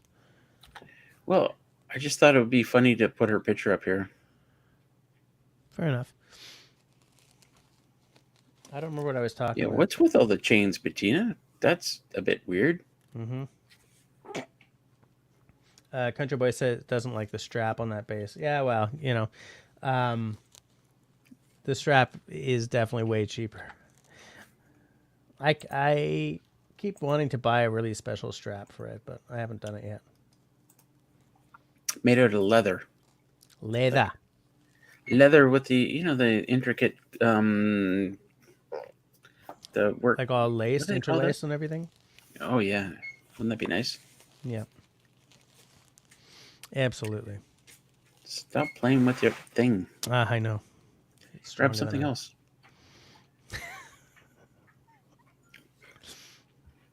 Mr. Buttman video cannot say grab something else. Have you got a stapler there you can play with? A stapler? Hold on a second. Excuse me is asking, cherry, maple, ash, and walnut. Which do you prefer if you could buy any guitar? Moonrock. If I was to buy a new bass, a new custom bass today, and you told me I could have any money to put towards it, I would buy Fodera. It's another New York City company like Sadowski. And it would have an olive wood top, maple fretboard, and the abalone inlays. Abalone is hard as hell to get across the border, but hell yes. But there's a context for that because I discovered an olive wood topped bass, and I haven't seen anyone else do it than them. Because Richard Bona, who's one of my all-time favorite bass players, he's from Cameroon, I think. He's an African jazz player. He lives in New York now, but he plays with a lot of people, and he's got a real tasteful way of playing. His sound is incredible, and he plays a Fodera with an olive wood top, and it's just beautiful. Absolutely gorgeous. But traditionally, like, I like spalted maple. That's my thing. A spalted maple top, an ash body because it gives more of snap than alder, which is another traditional body wood.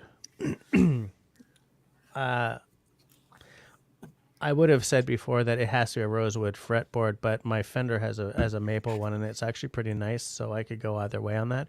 If it's maple, though, I want to do like a bird's eye or something fancy. Yeah, that's about it. I think if I was to order a custom acoustic, I would learn more before I ordered it.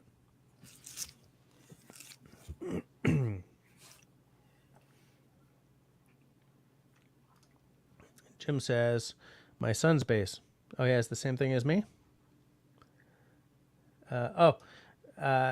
It's a pic of me hauling heavy-ass loads of stone, 7,000 plus pounds. The chains are holding the load. Fair enough. Okay.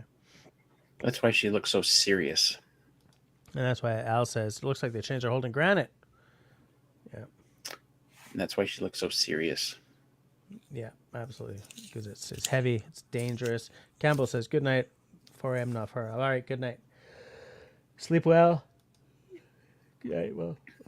Oh, yeah. Excuse me. Abalone shot inlay is fantastic. Absolutely. I wanted it on my Sadowski, but CITES was making sure it couldn't cross the border. So I ended up with just the plastic or whatever it is.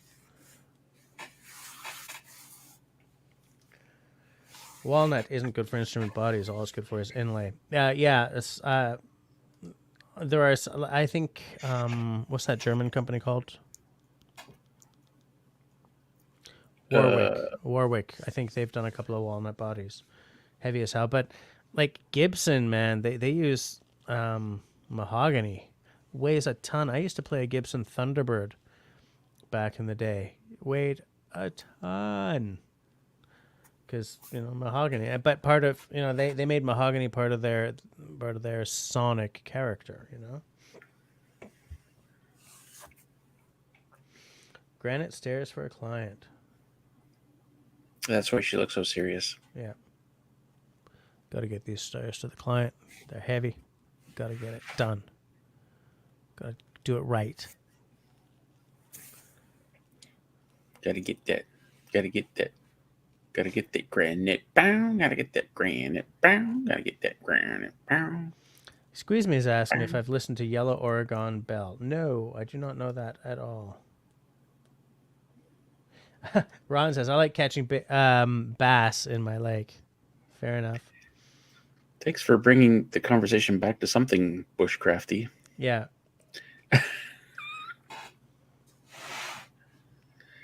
Jess, you're totally on I like my flux capacitor in my base because to be rosewood because that really makes a big difference. And yeah, I love catching fish.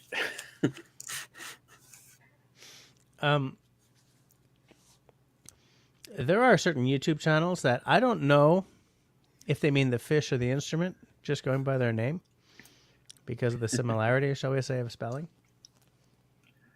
Yes. Oh, okay. Jim was saying that his son's bass is the Warlock. All right. So he plays something. He plays. The music he plays is quite loud, I take it.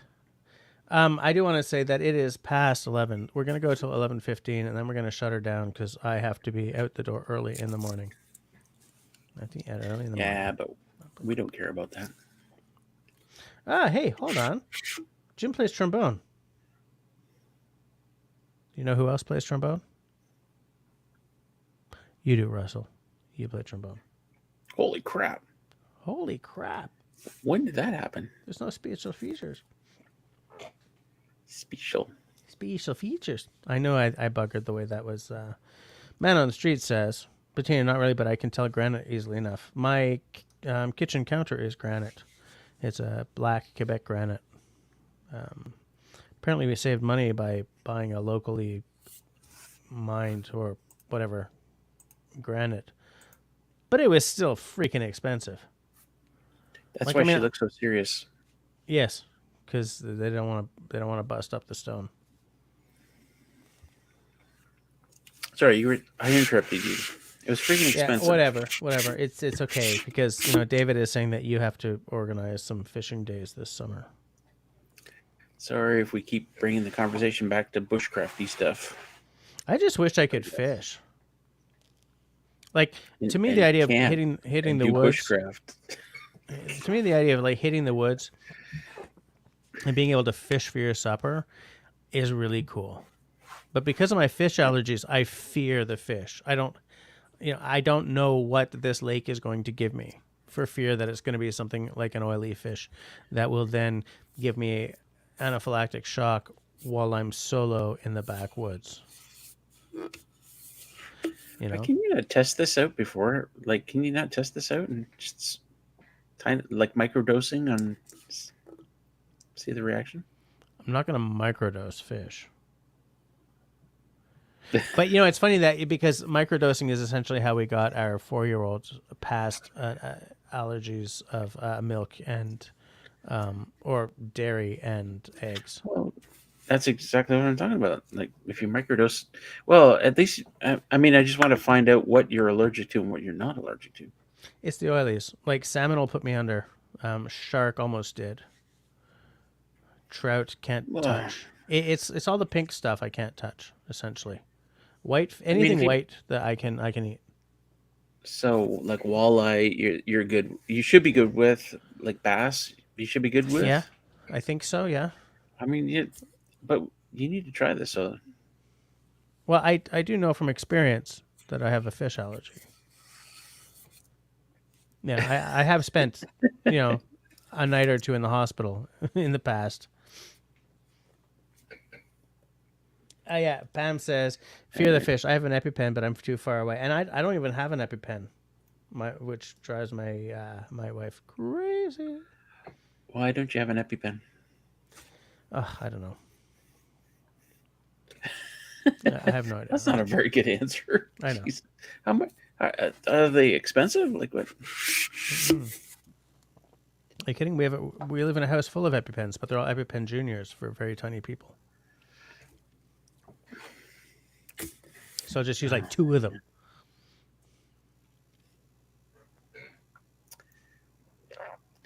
Well, I don't want to tell you how to run your life, Jess, but you're fucked up. Excuse me. You're messed up.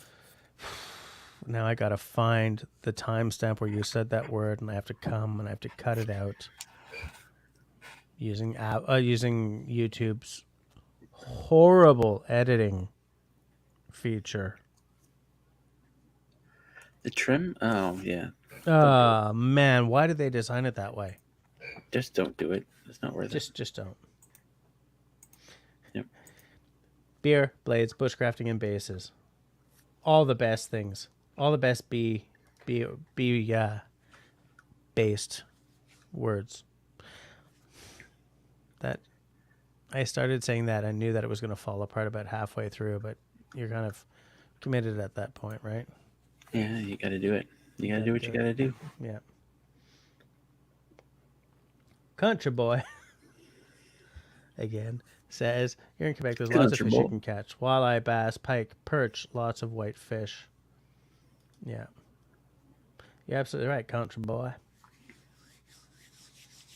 Like a couple of those, like walleye and bass, are like they're so ubiquitous, like everywhere. Mm-hmm. Pretty much no matter where you go.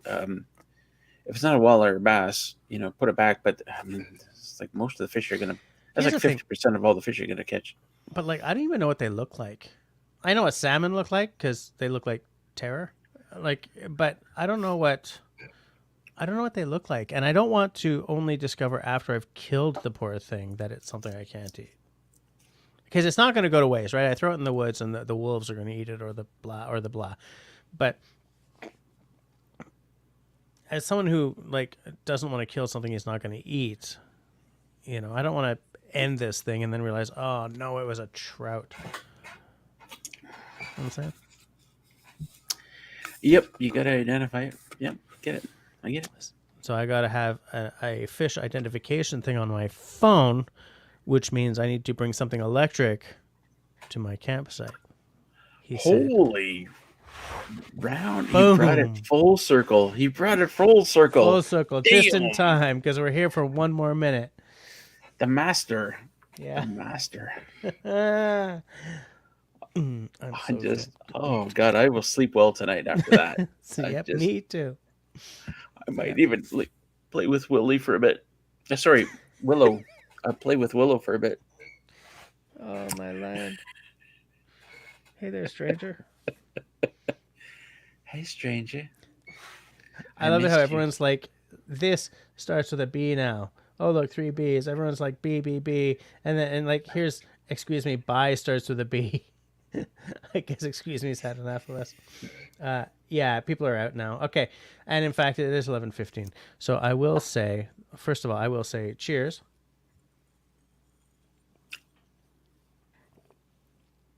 I will follow that up with, I still got quite a bit left here. wow, you're just going to have to stay up until it's finished.